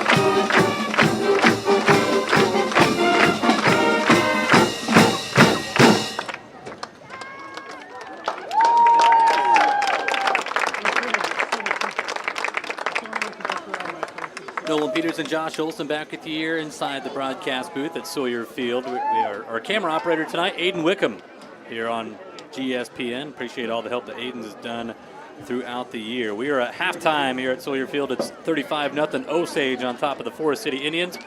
Recapping the first half, 4 rushing touchdowns for Quinn Street. 1, 11, 52, and 11, the rushing scores for Street. And then the other touchdown tonight coming from Brock Trees, a 1-yard touchdown run. Green Devils out to a 35-0 lead. The defense has been nothing but stout, holding Forest City under 30 yards unofficially in the first half. They had 3 interceptions as well. Osage offensively putting up around 200 and, what did I say, 260? I think it was 260 somewhere something. in there. Yeah, 260. What's 268 sound? Here we go. I can tell you better. 269. 269, okay. So Osage averaging 7.7 yards per play, holding Forest City down to 1.3 per play. Unofficially right now, Osage senior quarterback Quinn Street has 15 carries for, what did I say? I'm looking at the wrong numbers here. Got to go back to looking at last week's numbers. I'm sorry. Quinn Street unofficially tonight, 10 carries for 114 yards. So that means currently Mr. Street has 1,012 yards rushing. And now if that stays put, which we expect him to stay over the 1,000 mark, Quinn Street is officially the first and only Osage football player to pass and run for over 1,000 yards in the same season. Congratulations, Quinn. That's quite a feat when you think about it in an 8-game season. That's a lot of offensive production. It doesn't even seem like he's done it this year. No. It's like the quietest 2,000 yards that we've seen because of the way the points have been scored. It's just been spread around so well, and I think that's part of the issue for opposing defenses is who do you key on, right? You could try to take 4 away, but if you do, well, here comes 5, here comes 1, here comes 2, right? Number 7 from his snapper spot, there's holder spot, right? So crazy to think about the production there, and at the same time, should be well on his way to leading at least the regular season in total touchdowns. He should be up to 33? Is that 4 on the night? So he had 29. So 33 total touchdowns in Class 2A, leading all 2A football players. Right, and we'll see how this second half progresses here, how Coach wants to play it. Right now you're in running clock mode, and. Probably see my guess is we're probably see an offensive drive we'll with see the starters. The starting offense. The one's out there for the first series would be my guess. And then we've got the ball coming out at half. Right. Yep. And then from there, now you might be into I'm going to call it player management mode, and that's just a fun way of saying don't get somebody hurt, kind of thing. So, halftime we're going to announce. A little anticlimactic because Civ Man here, who has been absolutely schooling the chat on Osage history. Yeah, we had a little trivia question. Osage is currently 7-0, looking to go 8-0, and they're well on their way for that here, up 35-0 at half. But a win tonight would be an undefeated regular season for Osage. We had a fun little trivia question in the pregame show. How many times has Osage finished the regular season undefeated? Well, Civ Man nailed it. Osage has finished the regular season unbeaten 4 times in school history, 1979, 1985, 1989, and most recently in 2009. And now it looks like the 2025 is almost in the record books. And Civ Man's been going through. Oh boy! He said I think he outed himself a little bit. Class of '90. So. Civ Man, if you want to out yourself, go ahead and get your name down in the chat. I've got an idea. Who it is, but I'm not going to announce it here. I mean, I thought I was an encyclopedia, and this guy. I mean, if you're watching the live chat, folks, Civ Man's on top of everything. The way these are coming off here, he was right in the thick of that, 85, 89 as far as being a young man or young woman. Already did, he said. Watching that. I didn't. Well, okay, let me see. What do you mean you already outed yourself? Unless his handle. Is this Kevin? Yeah. Okay, that's Kevin Casel. Okay. Yep. So I didn't know if he's trying to catfish us here or something, but. That would make sense. That was my guess, is it was Kevin, because he is kind of a stat-o-matic kind of guy. So even if you're looking there, some of the reasons where Osage didn't make the playoffs in very good years, because they had some antiquated point systems on that. So you can say what you want about the Class 2A, 1AA way you get into the playoffs, but I'm all for giving more kids a chance to be postseason eligible. Yep. After a year. Yeah, they shortened the regular season. Week 9 is now in classes 2A, 1A, Class A, and then 8-player football. Week 9 is the first round of the playoffs with 32 teams in each class getting in. And then now teams that don't make the playoffs, they do have the option of playing a Week 9 game. They can go find another matchup against an opponent who didn't make the playoffs. Correct. Now some schools opt out of that. You don't have to play it, but it does give you a chance to have your seniors get another game. Yeah, one more time on the field. So, but yeah, next week we do know that Osage will be making their official 16th state playoff appearance, and they're district champions here in Class 2A District 3. So that means they are going to get a 4th place finisher out of some other district, whether it's District 2 or District 4 or 5 or just whatever. There'll be 8 teams on that. Far as 1 versus 8, right? So, and then 2s play 3, and so on. So 1s are going to be at home. District champions are at home next week. District runner-ups are at home next week as well. Not looking ahead, but if Osage were to win next week, they will move into the round of 16, and then they put that into pods. They break that up into 4 different pods to see who your semifinalists will be, and then they'll re-bracket that in the semis. But we do know for a fact, Osage, they get a home game next week. If you take care of business next week and you win and advance to round 2 in the playoffs, they are back at Sawyer Field again. District champions cannot go on the road until round 3 of the playoffs. So, right. Winning your district is a big deal. It keeps you close to home if you can take care of business. Yeah, you got to win next week, and we will find out Osage's opponent tomorrow morning. I believe 10 a.m. is when they will release that. You don't have to stay up and wait until the middle of the night for the brackets to come out. It is released Saturday, mid-morning, and then you'll see it all over the social medias. Osage football on Facebook or X or Osage Community Schools. I know will post it, so it's got to be over social media. I'll have it on Twitter. I still call it Twitter. It's X, but I'll have that in there if I'm not too busy in the cornfield tomorrow morning. But yeah, we'll find out who it is. I've kind of given you, Josh, my philosophy of who might be coming here. Well, now that's a little bit different because we're keeping track of other. Yeah, we're scoreboard watching right now, and that's we fun. should give an update here on our district. Second place game going on in Cresco right now, and there is a touchdown Crestwood Cadets. Boy, we just called it here on GSPN. Crestwood has just taken a 20-14 lead on top of Waukon.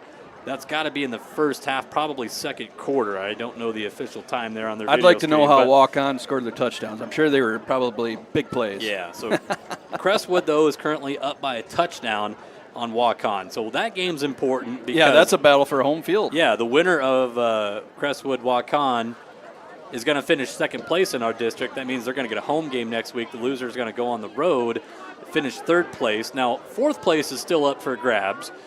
North Fayette Valley is in the driver's seat going into the night. They're playing at home versus New Hampton, and our last score there from our good buddy Jason Rude, it is 16-0 North Fayette Valley. So if that score holds, the Tiger Hawks will finish in fourth place in the district. All 6 of our teams were still alive for the playoffs. Now, Forest City and New Hampton were on the outside looking in going into tonight, but there still was mathematical possibilities of them making the playoffs.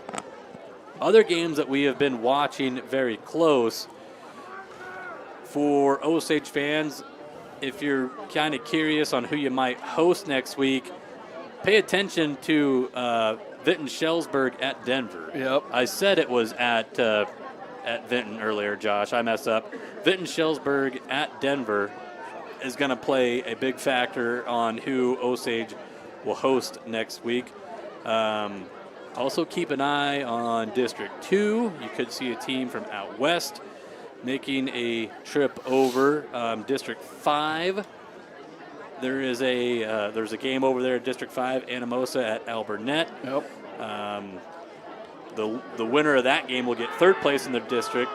If one of those teams, a certain one of those teams, finishes fourth, that's a good possibility. I'd say, And then always the Northwest Iowa connection. Yes. Nolan, and that's just primarily, I think, geographic for Osage. Is just being in the middle. We are middle north of the state, so the state will send us wherever they want, or they'll send whoever we need to, because you're not going clear across the state somewhere. Yep. But the state tries their best to keep travel times at a reasonable rate, at least for the first round. Josh, big touchdown Big walk-on. touchdown Big walk-on. touchdown walk-on. Of course. The Walk-On Indians are just big play team. Holy cow.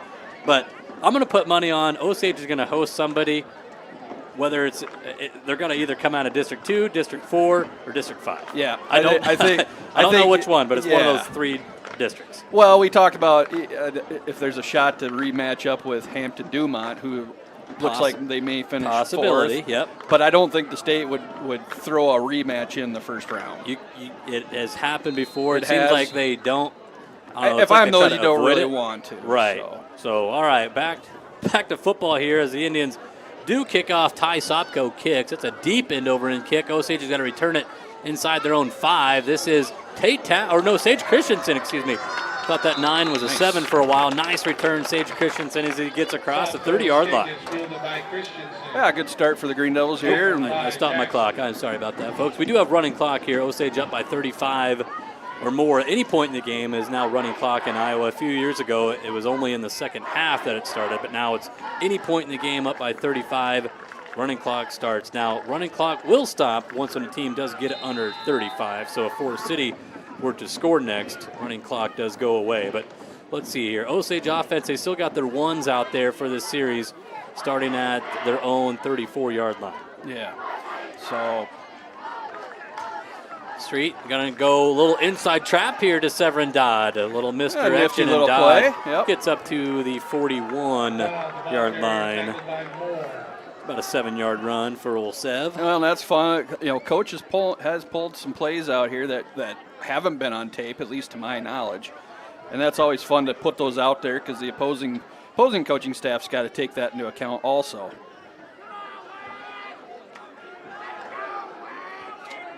So currently over there in Cresco, 21-20 Cadets, but 2-point conversion coming up. Yeah, walk-on goes for 2 almost exclusively. I don't think they haven't attempted a PAT all year. 2nd down and 4. Street throws middle of the field, double coverage, and it's intercepted. Second interception on the game by Ty Sopko. Trying to get it to Cooper Street. Yeah, I threw it into double coverage there, and Sopko's a heck of an athlete. He's probably got at least 6 inches, if not more, on Cooper Street there. So any kind of slight underthrow, and I'm not even sure it was really that badly underthrown. Sopko just made a great play on the ball. Indians do get that 2-point conversion over in Cresco, so walk-on leading 22-21 over the Crestwood Cadets. Was that a kickoff return by walk-on? I looked away, and the next thing you know, they're taking it to the house from a long ways out. 1st and 10 here at Forest City. Freshman quarterback Miles Douglas with Deegan Moore lined up behind him. They'll go to Deegan Moore, and Moore positive yards here as he gets across the 25 up to the 26-yard line. Let's see who that was on the first contact. That might have been Vance. Had to change direction. Brock Trees in there on a stop as well. Brock Trees is going to lead the team in tackles this regular season for Osage. He was in a tight race with Gavin Mueller. Mueller suffered that injury against Waukon a couple weeks ago.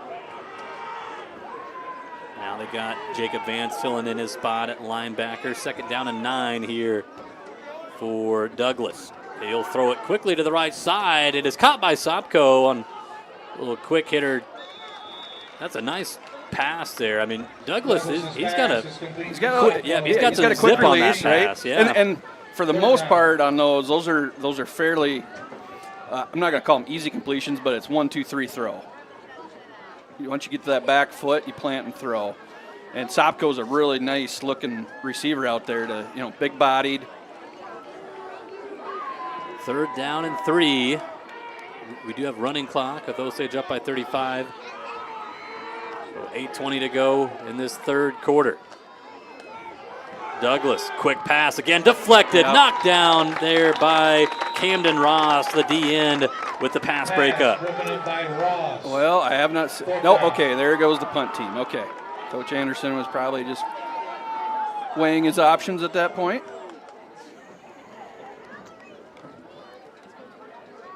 Denver still leading Vinton-Shellsburg 14-0.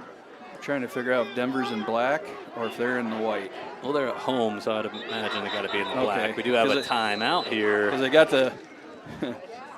I always think of the home team is on the right hand side. Supposed to be. Yep. Yeah. Okay. It's supposed to be. We do have what stoppage? Is there maybe a player? Maybe an too equipment many issue? players? Oh, okay, equipment issue. They're going to have number 55 for Forest City come out. Now they will resume play. 4th down and 3.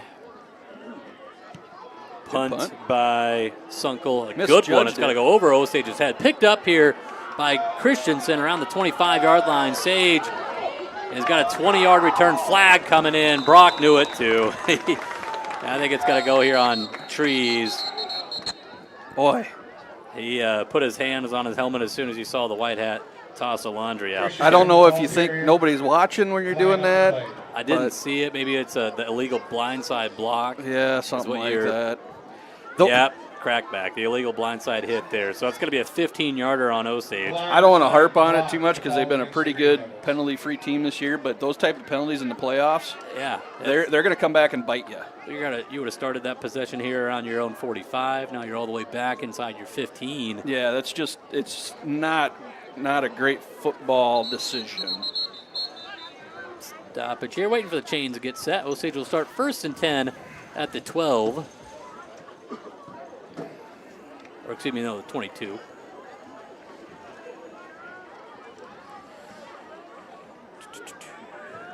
All right, should be waiting for the official. Yep, they'll get the clock started. So 1st and 10 Osage at their own 22-yard line. Street got a stacked formation here. In the shotgun.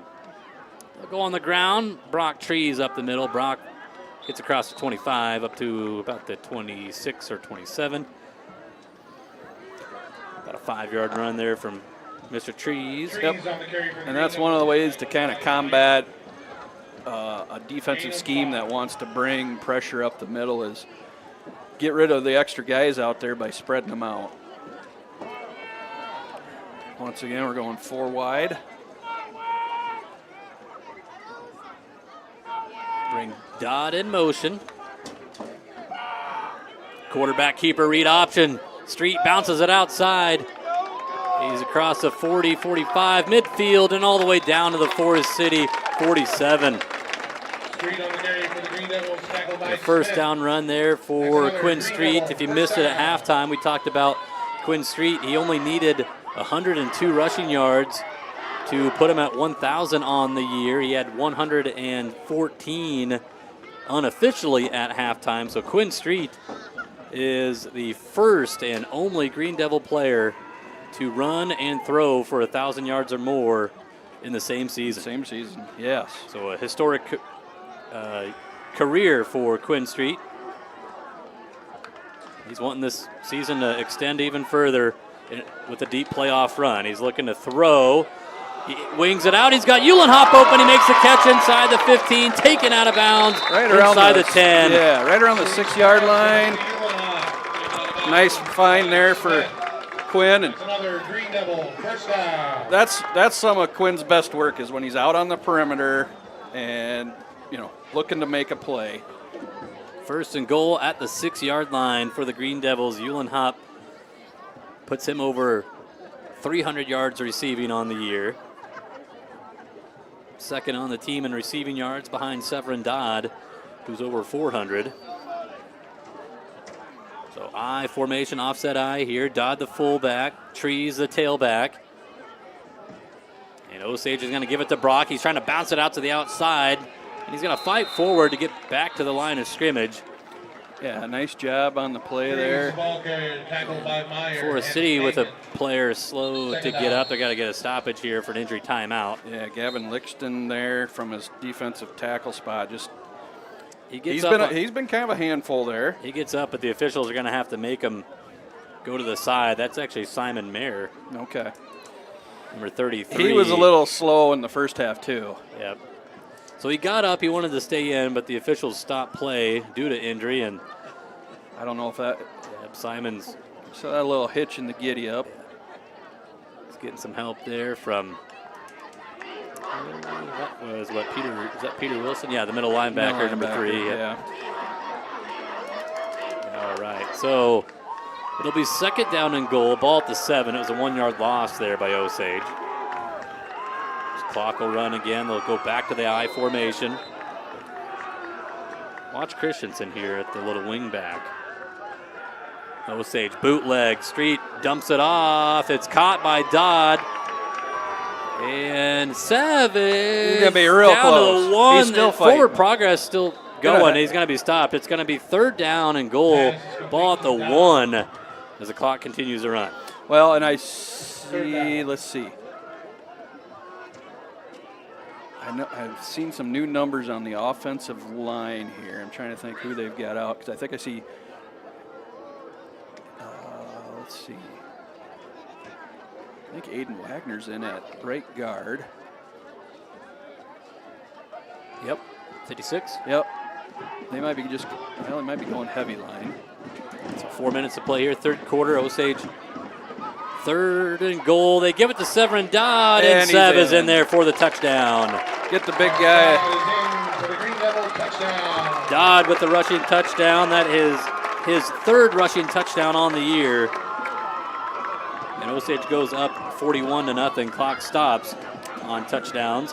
You know, they might have just been running a heavy line there now that I'm looking at it. Maybe pushing Cale Muller out to a tight end spot on that.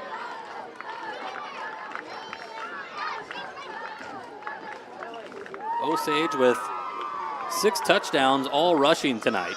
PAT by Sullivan.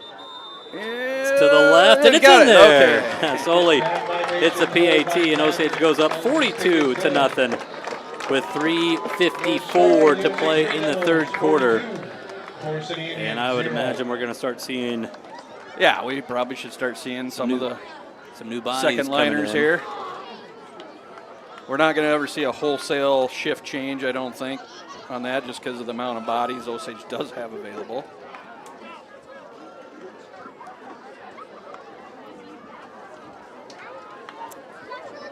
Hey, walk on back in the end zone. They lead 28-21. They're going to be going for 2 here soon. So walk on and Crestwood again. They're in a battle for second place. Yeah, this is a big one. This is the one that gets you a home game.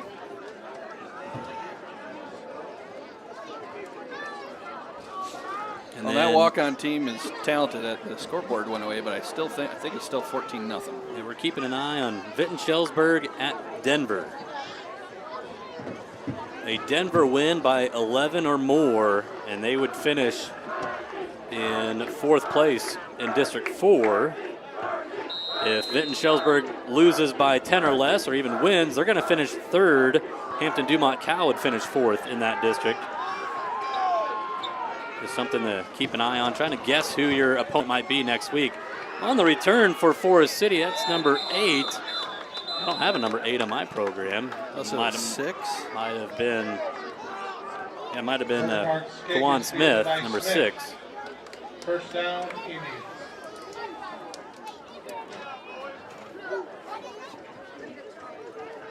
So a 2-point conversion for Waukon, no good. So it keeps it 28-21. Waukon leading at Cresco.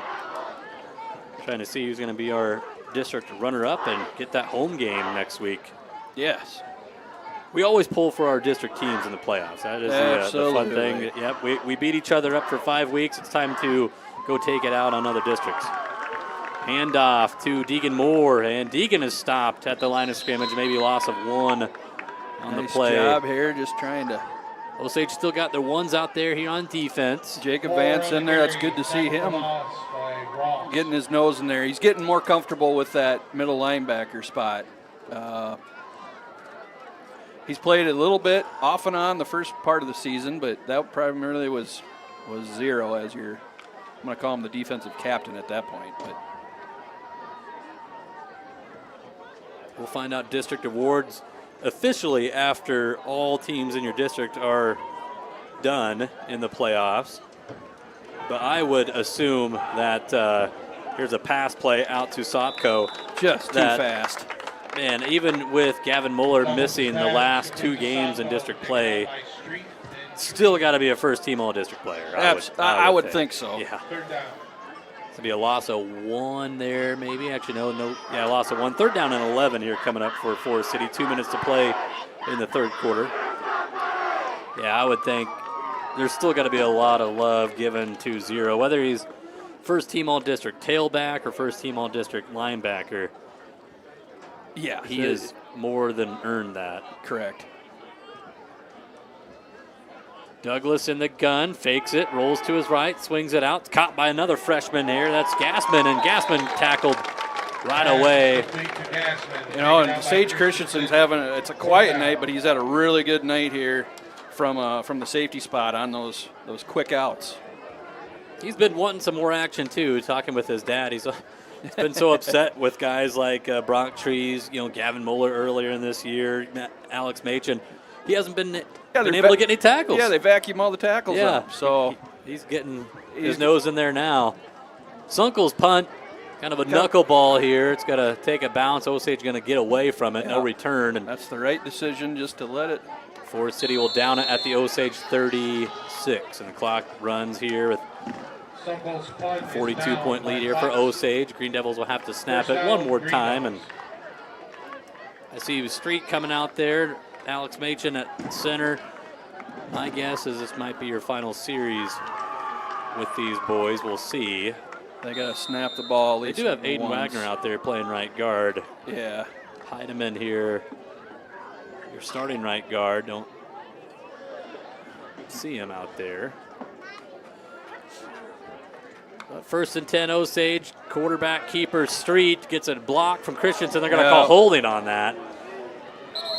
As Street goes out of bounds, they'll stop it here. Penalty is going to wipe off this run. First down run, though, into Indian territory is going to be coming back. We do get a lot of them, don't we? I'm not sure who they're going to call that on. Holding. Holding the call against the Green Devils. If you're wearing a Chiefs jersey, you wouldn't get it right. Oh, you're going to go there? I can't believe you. Nolan. How comes nobody said it was rigged when the Chiefs had like 14 penalties against the Jags?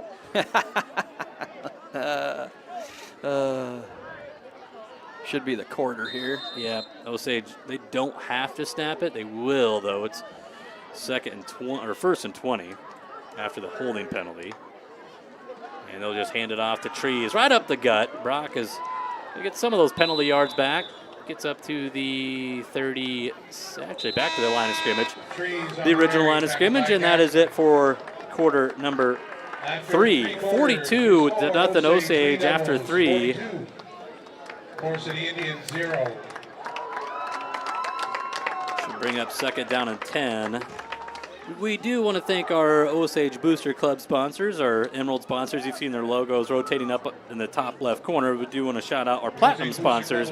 Platinum sponsors are Bushbaum Lawn Care and Snow Removal, Cedar Valley Orthodontics, Cedar Valley Seminary Foundation, Cooper's Osage Auto, Flooring America, LR Fault Construction, the Canine Cabin, and then our gold sponsors, Astrup Drug, Central Park Dentistry, Countryside Construction, CUSB Bank, First Citizens Bank, Herd Insurance Agency, Home North Iowa, Claperick Farm Systems and Electric, Mike Molstad Motors, Mitchell County Abstract, Randy's Neighborhood Market, SNS Meats and Spirits, Sharper Services, Top of Iowa Auto Wash, Unique Country Store, and SNS Signs are gold sponsors. Yeah, I'm looking out there. Donald Heidemann's out here in street clothes. Doesn't look like he's favoring anything, but he might be one of those players that's been banged up for the last 3 or 4 games and just decided to get him out of the pads. So 42-0 as we start the 4th quarter of play.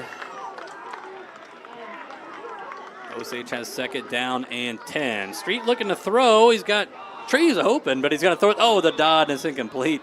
Yeah, Trees. Nobody saw 5 swinging out here. Yep. wide open in the Yeah, flat. they've. I don't know whether that's by design from Forest City. I doubt it. But yeah, they are definitely. All the eyeballs are in the backfield on 4. So 3rd down and 10. Possibly the last series for the ones tonight on offense. Be our guess. Osage is going to be your District 3 champion, regardless of tonight's outcome, as they would have a head-to-head tiebreaker over the winner at Crestwood and Waukon. But they got trees kind of open on a wheel again. They're going to air it out deep. Got Cooper's streak. That's incomplete. Cooper had a step on the defense, and Quinn just put a little bit of too much air on that. It'll be 4th and 10, and here comes the punt team they tonight. Finally got the one they wanted there. And we got Tate Tabbert coming in. Tabbert. Kept his 2nd punt of the year. I like that. That's a good management decision there.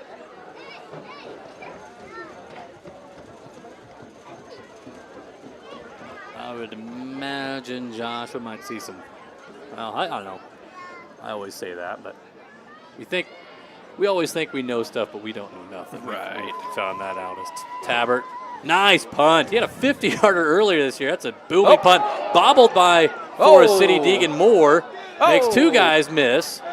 Shifty. Makes 3 guys miss, and Deegan Moore, that's only going to go for about a 5-yard return, but boy, he did a lot on that. Yeah, he did. Yeah, he did. Okay, so I see a few more guys coming in here. Looks like Landon Huseman, number 11. I do see, yep, all sorts of Dalton Burkhart in there. Berkey at linebacker, probably in for trees. Yeah, we're switching. We're going to take Tate Tabbert over to safety. Weston Sullivan in here at a call it a linebacker, cornerback. We'll see where he lines up. A 50-50 mix here of starters and backups. Yeah.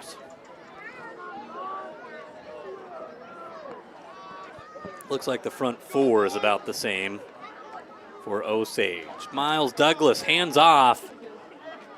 And it doesn't matter who it is in there for Osage defense. It's been hard to run the ball on them all year, holding their opponents under 100 yards rushing per game in their first 7 games. And then Forest City, on the other hand, they've been trying to find a run game. They average 28 rushing yards per game. Yeah, they just don't. They just don't block the run well, and then you line that up against a defensive line that's really athletic, quick, not big, but quick, fast and physical. That's we say it over and over, talking about this defense. Got Evan Bremer here on the outside at cornerback. Douglas looking to throw, and it is completed. That is Sopko. Who else? It almost looks like, actually, no, that's Gassman, excuse me, 36. 36, okay. Boy, for a while, I thought they were going to Sopko again, as it'd almost be like last night with Jamar Chase. Right. 23 targets, 16 receptions in an NFL game. That's crazy.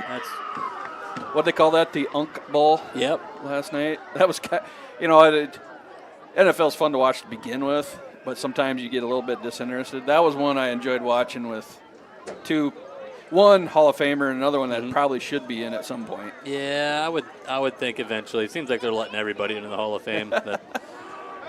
They'll swing it out again. It's going to be incomplete. Now going to Sopko. Yeah, he slipped out of his break there. And one thing tonight, I don't think Osage has a sack tonight. No. Because Douglas he gets rid of that ball quick. It's by design. Even on the long plays, it's just to launch it to a spot on that part of it. So under 8 minutes to play in this game. Running clock here with Osage up 42-0. And we're not bringing a lot of pressure. It's a 3 and 4 man front. We have yet to bring a linebacker on a blitz. 2nd down and 10. Douglas looks right, throws quickly. It is incomplete. Trying to get it to number 1, Jacob Smith. And I could see some of that. Douglas, he's got a nice arm on him. Might be just a hair inaccurate at times. He's throwing to spots where he thinks guys are gonna be. Let's see, end of the game, I saw that. Okay, Jack Dwyer at nose tackle guard, or nose tackle / tackle here. That's good to see him out.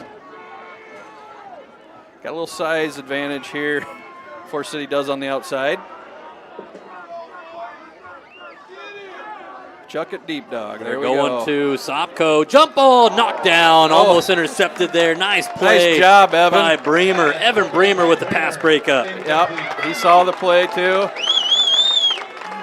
Crowd's loving that. Anytime you bring in those young guys, a freshman Evan Bremer with the pass breakup. Now he's going to go back there and return this punt. Evan's a talented kid. Not a big kid yet, but talented kid. Indians will punt. You're on 4th down and 10 with the running clock. Maybe some movement there. They'll let it go, and the punt off by Sunkel. Voigtlander not a chance to return this one. Osage almost had a guy run into it. Now it's picked up, and it's going to be recovered by Forest City. Osage tried to pick it up there. That was Jacob Vance. That's not a great decision. So Forest City is going to take over deep here in Green Devil territory at the 35-yard line.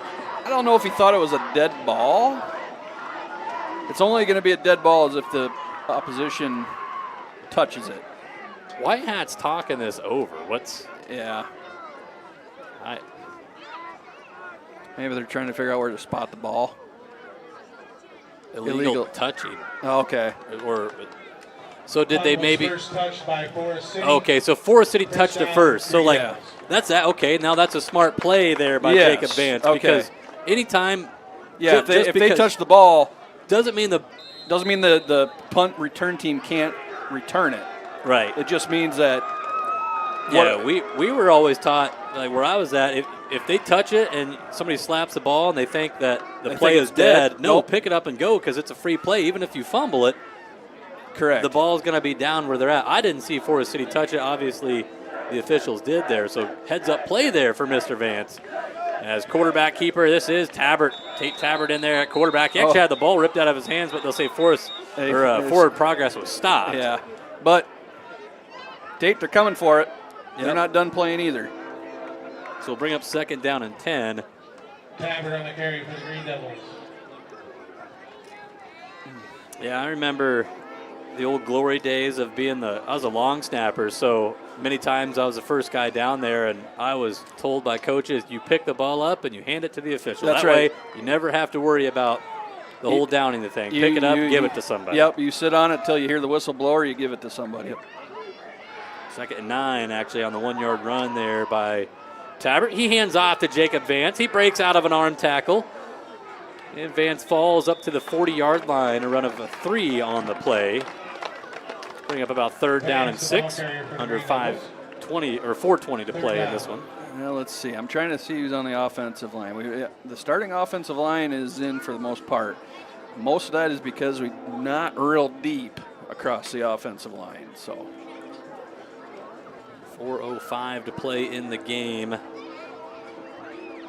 Got the train coming through town. And Osage, a.k.a. Constructionville. Boy. I don't know what we'll do next year when nothing's going on. Yeah, it's going to be a whole new town, the way everything looks. Quarterback draw here for Tabbert. And Tate's going to be sacked back inside the 30 or tackled for a loss. It looked like a designed quarterback draw. So yeah, he 4th and long coming up. Kind of got the ball, kind of fidgeted with it a little bit. I can see what he's doing. Tate's like, well, if I'm going to keep my name in the bound average punt yards, got to give myself enough room to boot it out there. 4th down and 17 for Osage is Tabbert, the lefty. Nice booming punt. Holy cow, first team all-district player. Special teams, Tate Tabbert. Return here, Deegan Moore. He's across the 40, and Severin Dodd throws him down to the 43. Tabbert's kick is fielded by Moore. Yeah, that's, I don't know, Tabbert, first team holder? I mean, is that a spot? I don't know, but can we make it up? He's probably got more points from the holder spot than a lot of. Not many teams go for 2, other than walk on. We saw a lot of PATs, Cresco. I'm just looking at this Denver score, and I can't really tell. I think it's either 14-0 yet or 20-0. Well, that's definitely a game to keep an eye on. That could be an opponent coming to your house next week. Forest City on the ground. That is Deegan Moore. He's up to the 46, gain of 3 on the play. Students are already heading down. It was, let's see, Construction night. fluorescent slash, construction night. Well, might as well. I mean, we're in Constructionville, Iowa. Yeah, right no now. kidding. Yeah, it sounds like the North project, North Street going out of town, is put on hold till spring, is what I was told. So are they? I know they did the sidewalks. Are they doing the road too? There's going to be some assume? resurfacing, is what I've been told.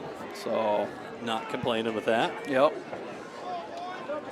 Yeah, that one. Moore on Whoa, the run, nice. knocked Ball's loose, on the ground. and it's Oh, going to be oh. a fight for the ball. I think Forest City has it. Easy, boys. We got some extracurriculars going on here. Forest City does come away with the football, and now Osage has a cramp. We got timeout here for injury timeout. I think that's Jacob Vance on the cramp, stretching out that left leg. I don't know if they just fumbled the ball on the snap or if Vance actually got a hand in there. I'm giving Vance. I'm going to give Vance the forced fumble. Yeah. I don't think they keep that stat, but we're going to give him some love. It's a loss. What do we got for a on the score play. in Cresco? It's a halftime there, 28-21, jeez. walk on.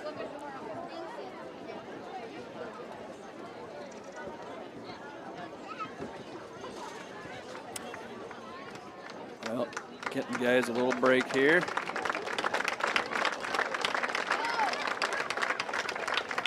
We did get a score update. It's 28-0 Denver. So Denver wins by 11 or more. They're going to be the 4th seed in District 4. Now, Because they were on the outside looking in, correct? Yes, coming into the night. I'm not going to Say guarantee that's that's who you're playing, but it is. It'd make a lot of sense. Yes. Yeah, geographically, that is a perfect matchup, 1 versus 4. As this is Wilson on the connection. No, that is number 6, Kawan Smith. Oh, yeah. On the run. Play some defense for Forest City. That's It's another 4th down and 11. That's another senior getting. Probably the last play of the game here. Forest City, they're not going to punt it. They're going to go for it. Right. And if there is a turnover on downs, Osage will not have to snap it. There'll be under 40 seconds to play. So possibly the last play of the game here. And we have a false start here on that far side of the field. Jason Lee with some movement. Clock does stop on penalty. 33 seconds. They'll move the ball back 5 yards. Reset the clock. Osage is now actually going to punt it. And now Forest City doesn't even have to snap it if they don't want to. This could be a final. Yeah, they're bringing the punt team out. They do have their punter out there, but they do have to snap it. It goes back to a 25-second play clock. So they do got to punt it. This will be your last snap of the game. Osage for the 5th time. High snap, pulled down by Sunkel. Gets a punt off. Well, come up and get it now. 2A leader in punts and yards. Sunkel for Forest City. And that'll be the end of the game. And yep, the clock will expire and the final. Osage wins it 42-0. The Green Devils finish the regular season undefeated for the 5th time in school history. They go 8-0, perfect 5-0 in district play. Your district champions here in 2025, they will have a home game next week. We will find out their opponent tomorrow morning. But a 42-0 win over Forest City to cap off the unbeaten season. We'll take a break here on GSPN. We'll thank our Emerald sponsors. You've seen their logos rotating up in that top left corner. We'll come back. We'll talk about this game a little bit, and then we'll have a word with head coach Chris Kyle, and then maybe find some other scores that we've been keeping an eye on. 42-0, Green Devils win it over Forest City. Back after this with the postgame show on GSPN. Go Osage Green Devils. A to Z Drawing has been celebrating community spirit and teamwork since 1972. Join us in supporting our local athletes by cheering loud and cheering proud. For projects big or small, Basic Building Supplies in Osage has you covered. From trusted lumber to tools and hardware, they've got everything you need. Backed by honest hometown service. Build smart, build local. Basic Building Supplies. Today's GSPN broadcast is brought to you by Farm Bureau agent Nathan McRoberts. When things go wrong, you need your insurance to go right. Farm Bureau's one deductible advantage can help provide peace of mind when you need it most. Contact Farm Bureau Financial Services agent Nathan McRoberts for a super check today and be prepared for whatever tomorrow brings. Farmers Mutual Insurance, your local insurance carrier who aims to attract individuals with reliable, top-notch insurance policies to help protect what matters most. Contact your local Farmers Mutual Insurance agent today. We are a proud supporter of the Osage Green Devil Sports Network. At Hoff Celebrations, Champion Chapel, we've been serving families in our community with care, compassion, and dignity for generations. Just like cheering for the Green Devils brings us together, we're here to support your family when it matters most. Hoff Celebrations, Champion Chapel, honoring life, supporting community. Home Trust and Savings Bank has served Osage since 1899, offering trusted banking, online services, and community support. Convenient hours, a mobile app, and a team you can count on. Home Trust and Savings Bank, proud supporter of Green Devil Athletics. Since 1977, Mark's Tractor in Osage has been the trusted name in farm, lawn, and power equipment. From compact tractors to side-by-sides, parts, and service, they've got what you need to get the job done right. Mark's Tractor, equipment that works as hard as you do. At Mitchell County Regional Health Center, your well-being is our top priority. We're here for you and your family. Trust us with your health because you deserve the best. Mitchell County Regional Health Center, your trusted health care partner for life. Learn more at mcrhc.com. We're a proud sponsor of the Green Devil Sports Network. Osage Chiropractic is now open. Our family-friendly office was designed with comfort and care in mind. From kids to athletes to parents, we offer safe, effective care for all ages. Osage Chiropractic. Honest, caring, and here for your family. Protect what matters most with State Farm. Our unique plans offer peace of mind and reliable coverage for you and your loved ones. Stop in and visit Craig Eisenman at 1429 Main Street in Osage to get a quote today and experience the difference of personalized Green Devil service. Dr. Aaron Street and the team at Street Chiropractic have been serving our area with competence and compassion for over 20 years. We offer a wide array of services and specialties: athlete care, improved performance, prevention, and recovery from injury, certified pediatric chiropractic, certified perinatal pregnancy chiropractic, functional medicine and nutrition, certified acupuncture, Class 4 laser therapy, shockwave ultrasound, massage therapy, and much more. We are a proud member of the Osage Athletics team. Go Green Devils! Tonight's broadcast is sponsored by Town and Country Insurance, protecting our hometown since 1975. Whether it's your car, home, or farm, they've got you covered. Contact us today for your personalized quote. Go Green Devils! Unlock your farm's full potential with DeKalb and Asgrow from Jensen Seeds, a proud supporter of Osage High School. Our seed delivers higher yields through innovative crop protection and plant breeding. Choose Jensen Seeds and watch your farm thrive. Call Brad at 641-425-0494. Tonight's game is powered by Asa Abloy, proud supporter of Green Devil Athletics. From durable doors to expert service, Asa Abloy delivers quality you can count on wherever you are. Asa Abloy, opening doors to excellence. Support GSPN, our student-led sports streaming network, and help us bring every game to you live. Scan the QR code now or send your payment to 820 Sawyer Drive to donate and keep the action going for our athletes, families, and fans. Every contribution counts. Thank you, Green Devils.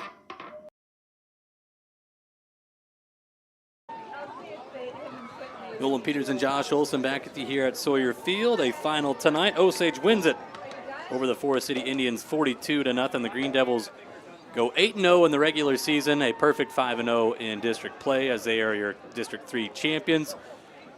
What that is, gosh dang it, I knew this and I forgot to write it down, and now I'm going to act like an idiot. I knew the number of district championships that Osage has had, and Oh, here. Let me did I text go it back. to you? Yeah, I believe you did. You look at it and tell me. I can't remember if I told you or not. But it is officially the 5th time in school history that Osage has finished the regular season undefeated. So the first time since 2009 is Osage 8-0 on the year, and they will host the a 4th place finisher in the playoffs next week here at Sawyer Field. We'll find out tomorrow morning around 10 a.m., I believe. This is Osage's 8th district title. All right. And 5th since 2018. Yep, I've been lucky enough to cover You're 5 in the of them. golden You and age. I have covered 3 of them together, and now I was paired up with Josh Burns, which, speaking of Burns, shout out to Scarlett Burns. We forgot to talk about that. The girls cross-country team, district or conference champions yesterday in the TIC, and then Scarlett the ladies individual champions. So Yes. congratulations to Scarlett Burns and the Osage girls cross country team. Right. And and there, if I'm looking at that right, the Osage cross country girls team has a very good shot of, I think, the top 2, maybe 3 teams compete at state. Okay. And out of your district, yeah. And they are one of 4 ranked teams in that district, or 3 ranked teams in that district. So they've got a really good shot of getting there. Yeah. So that'll be fun to follow that here in the next week. From that standpoint, as we're winding down here, you sent me a stat here. As Coach walks in the booth, that you gave me average offensive and defensive yards per game, and it went right down the district standings. Yeah, coming into which is the really night, yeah. odd over 6 teams to have that aggregate out like that. Yep. Coming into the night, your leader in total offense per game was Osage. Cresco was second. Whatcom was third. North Fayette Valley fifth. Forest City, then New Hampton. But then if you look at total defense coming into the night, it was the exact same way. It's just the inverted. Now, the way it's put, as we do got Chris Kyle in. Coach, sorry, we're just rambling in here. But Whatcom leads Crestwood. I don't know if you've seen that. Whatcom's leading Crestwood 28-21 in the third quarter. That was a just halftime started score. The third quarter, Yeah. So that's been, of course, we missed it, but I looked at my phone and Whatcom was breaking one for 50-plus. I'm sure that doesn't surprise you. That's just been a big play team all year. Yeah. So, but Coach, congratulations! You guys get the win, 42-0 for the 5th time in school history. The Green Devils finished the regular season undefeated, and it's under your 3rd year as head coach. It's got to feel very good. And not a perfect game tonight. There were some penalties, little things like that, but for the most part, a pretty solid night for the Green Devils. Yeah, I think we got to clean up some of the penalties, that kind of stuff, and just our execution errors that we had on a few mental mistakes. But, as a whole,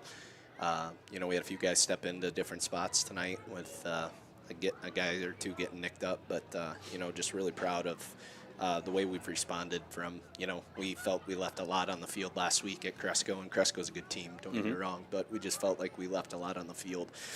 On both sides of the ball, we had a lot of yards, but we just didn't play the way that we normally would like to play, and so we just really put out the mantra this week, like, we got to do us.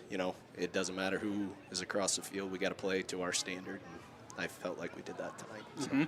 Second shutout on the year. You shut out Jessup back in week 2 or week 3 of the season. Week three. Yeah, it's been a while, but this defense is fast, physical. I mean, I know we're playing without number 0 out there, and we wish Gavin nothing but the best on his recovery. But, man, the defense, they just did their thing tonight, stopping the run. I mean, shutting that down. And then, Forest City, young team, but they throw the ball quite a bit, so it put a test on your secondary, and they answer the call. Yeah, we forced a few turnovers tonight, and we felt like we could have had a few more. But, we really did a nice job. And, that offense moved the ball really well last week against North Fayette. They ran for more yards last Friday than they had all season combined. So, I mean, we really put an emphasis on stopping the run and making that quarterback make quick decisions. And, he's a really talented freshman. Yeah. He's got a huge arm, and, they've got a lot of nice pieces there that I think if they can stick together, it'll be a pretty good group for them coming forward. But, they're just young. I mean, they're big in the trenches, and, they're just young at the skill spots. So, we'll see what they have next year. But, it's defense did just a great job. Flew to the ball, and we got back to playing, 11 hats to the ball and playing till the whistle. And so, Coach, was there something on film that you wanted to work on against Forest City from that standpoint? Was there any agenda tonight as far as what you wanted to see out of your offense? It didn't look like to me. It looked like we were just going to run our stuff.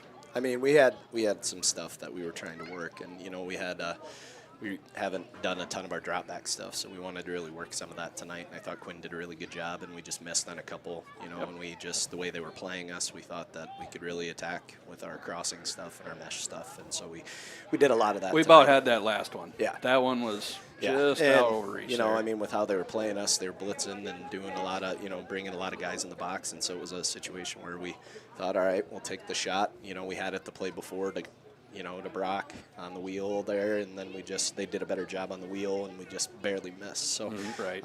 But no, we just wanted to try and get one more if we could, and tried to give them one more shot, and we just couldn't quite connect. But as a whole, I thought we were a lot more efficient offensively tonight than we had been. Coach, down there before the guys come off the field, I heard a little bit of a hip hip hooray. Was that?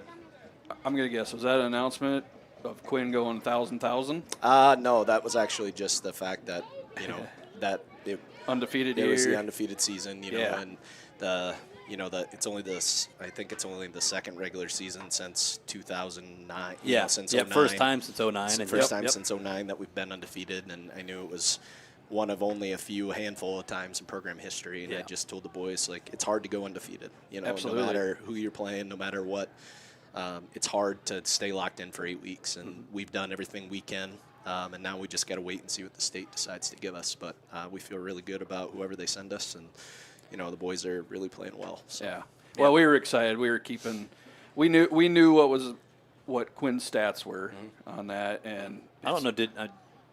Were you aware of that? Yeah, I knew he needed 102 on the ground. Now, did you know that he's the first and only Green Devil in school history to have 1,000 passing and rushing in school history? I did not know that. I mean, I guess at least through 1955. That's how far our record book goes back. Through I'm 1955. fairly sure there wasn't a lot of yards through the air. Pretty sure that, yeah, it's safe to say that number 4 is the first to go 1,000, passing, receiving. Yeah, I knew he was rushing, close on the season touchdowns.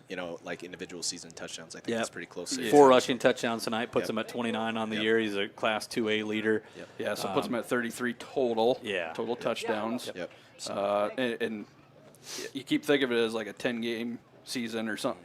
It's just 8 games.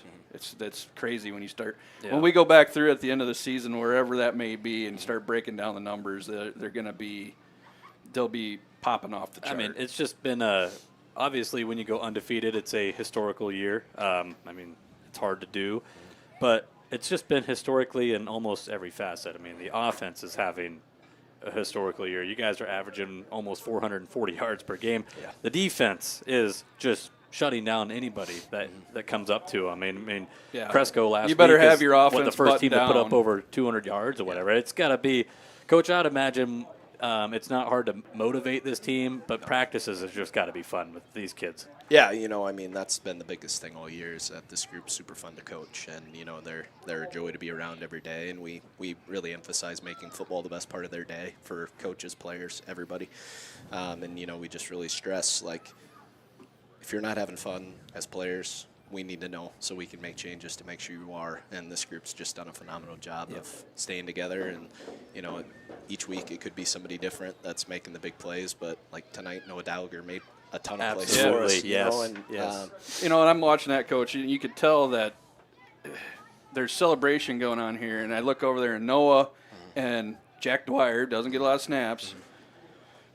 They're hugging each other after a play on there. Like, that's when you know the team's close. The team's close, yeah. Right?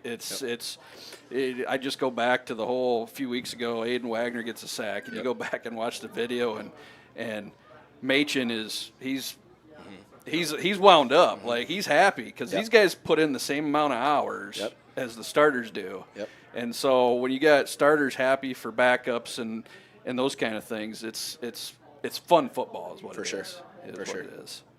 So I don't know what else left to say, Coach, but congrats. Yeah. It's been a fun season. The regular season is done, and we'll find out. What is it? 10 a.m. tomorrow when that comes out? Yeah, I think 10 a.m. We'll find out who's coming to Sawyer Field next Friday. But that is one thing we know for certain. For certain, we are back here at Sawyer Field. Gone are the days of Nolan texting me at 1 a.m. Only had to do that 1 year. Yeah, I like how they switched that. Yeah, they switched that a few years ago. Staff sitting here until 2 in the morning to find out who we play. And then all of a sudden you find out who you're playing and you're getting on bound, or it was quick stats. Then you're trying to find out It's like you're making a game plan for a team in the middle of the night that you're not playing for almost another week. So, but I'm glad they let us sleep in a little bit, relax a little bit, then find out who we're playing. And then the weekend, you're looking at everything you can. Yeah, because at 2 in the morning when they announce it, like you're actually going to sleep. I don't think so. No. So, no. But, Coach, no, we'll let you Get go in and there and celebrate it with celebrate. your staff. Yeah, it's been a great year, and we're not done yet. I mean, I'm sure the goals coming in, all right, non-district, go undefeated, or, win your non-district, you did. Win your district, you did. Now you go back to 0-0. I mean, records, all Just that wanna stuff know go out every the week. door. And, yep, I know you guys have been doing that week in, week out. You can only win one game.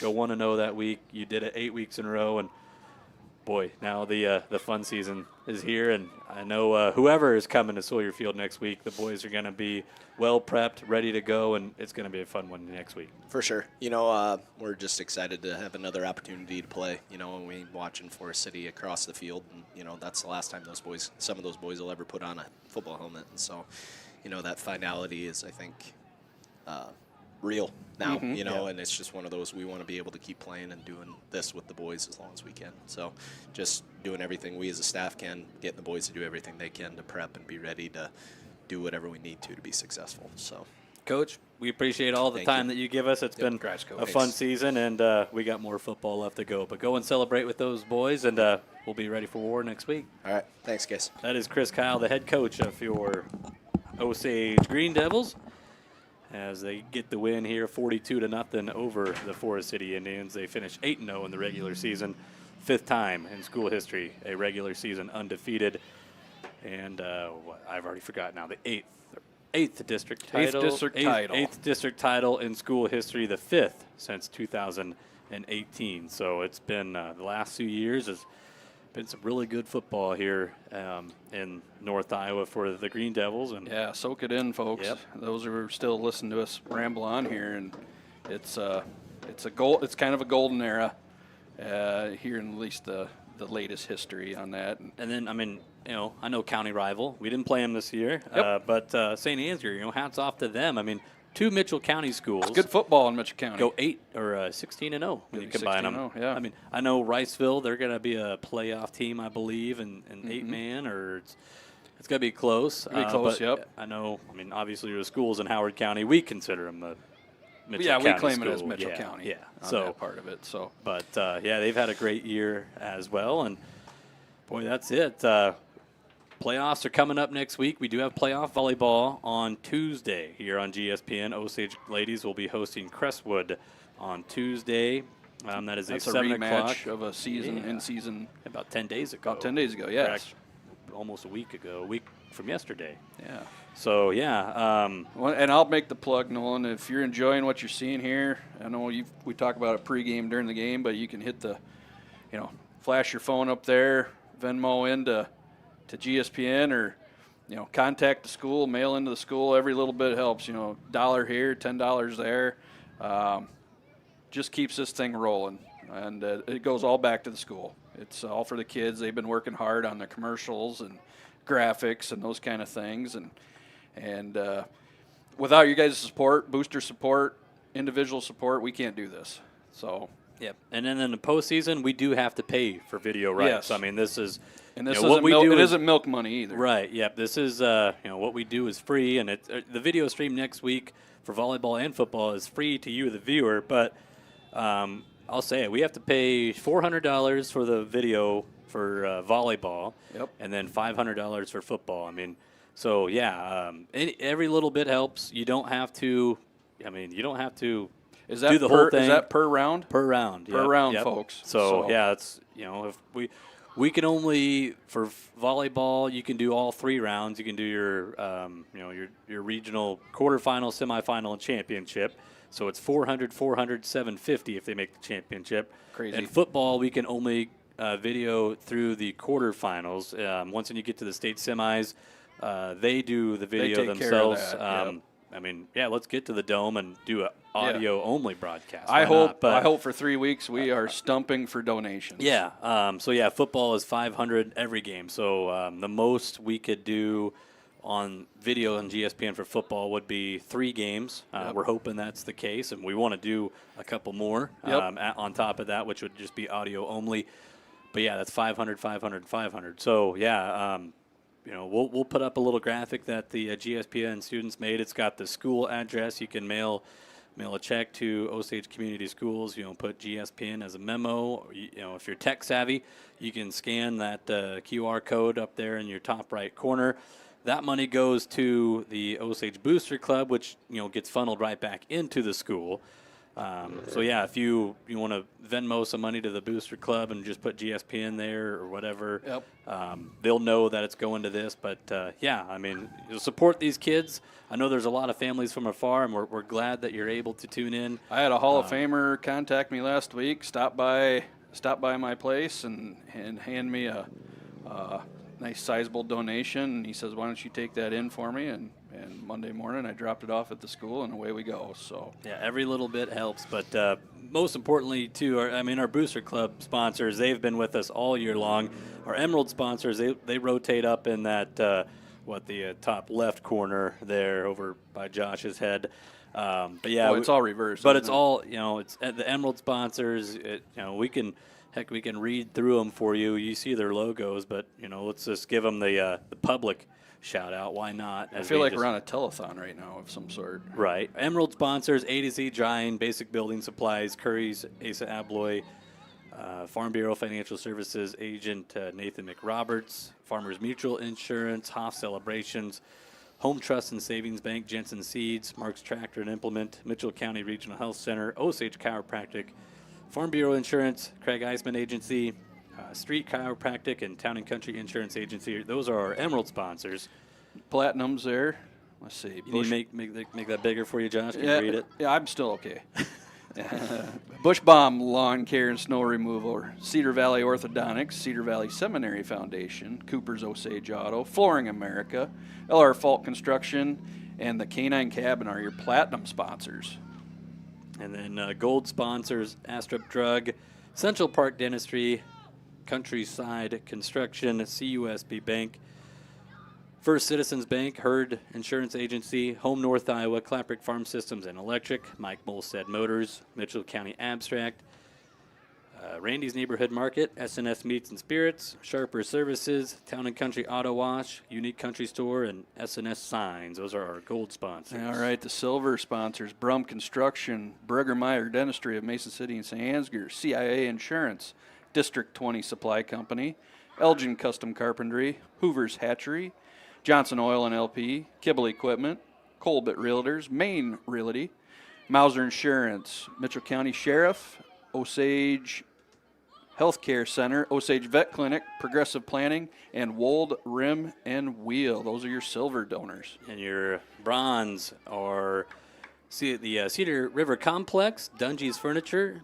Emerson's on Main, Farm Bureau Financial Services agent Jay Young, Grain Millers, Joanne's Tiling, Mary Class Photography, Olson Implement, Osage Municipal Utilities, Osage Towing and Repair, Pollard Pest Control, Pomp Excavating, Prairie Lakes Church, Spawn and Rose, and Weber Auto Parts, and then also a Booster Club sponsor, Heartland Power. So those are our 2025-26 Booster Club sponsors. And there's still time to get on the list. The school year is still young, and there's still more GSPN to come. Yep, we got next week for sure 2 games, Tuesday, volleyball, and then next Friday at home. We'll find out who the Green Devils are playing tomorrow at 10 a.m. We know the volleyball team's taking on Crestwood. So, yeah, join us for those broadcasts. And Josh, why? Thank you, we got Luke Olson. You can. We will take the compliment. I know what 4A school you're watching. It's somewhere south of Ames and north of Ankeny. On that, I'm sure your boys really don't care about your playing days as a Green Devil. They're more comments right now. So. Thank you very much. Thank you very much for the interaction on the top chat. That's always fun to see who's online listening. And Kevin, as always, you're a wealth of information.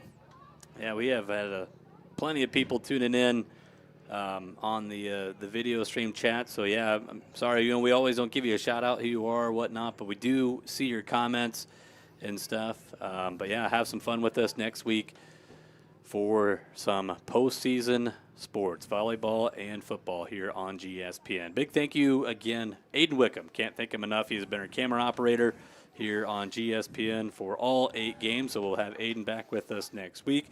He does an outstanding job, and this gentleman here to my right, Josh Olson, has been couldn't have asked for a better color commentator. This guy is a Green Devil through and through. And usually you only got to calm me down a couple times a year. So we both had to calm down a little bit after last week. So Well, that's going to do it for us here on GSPN. For Aiden Wickham and Josh Olson, I'm Nolan Peters. Thanks for tuning in, everybody. Green Devils win it 42-0. They go 8-0 in the regular season, 5th time in school history. They finish the year undefeated, a perfect 5-0 in district play. They are your Class 2A District 3 champions, and we'll find out who their opponent is tomorrow at 10 a.m. But until then, everybody, have yourself a great rest of your weekend, and as always, go green.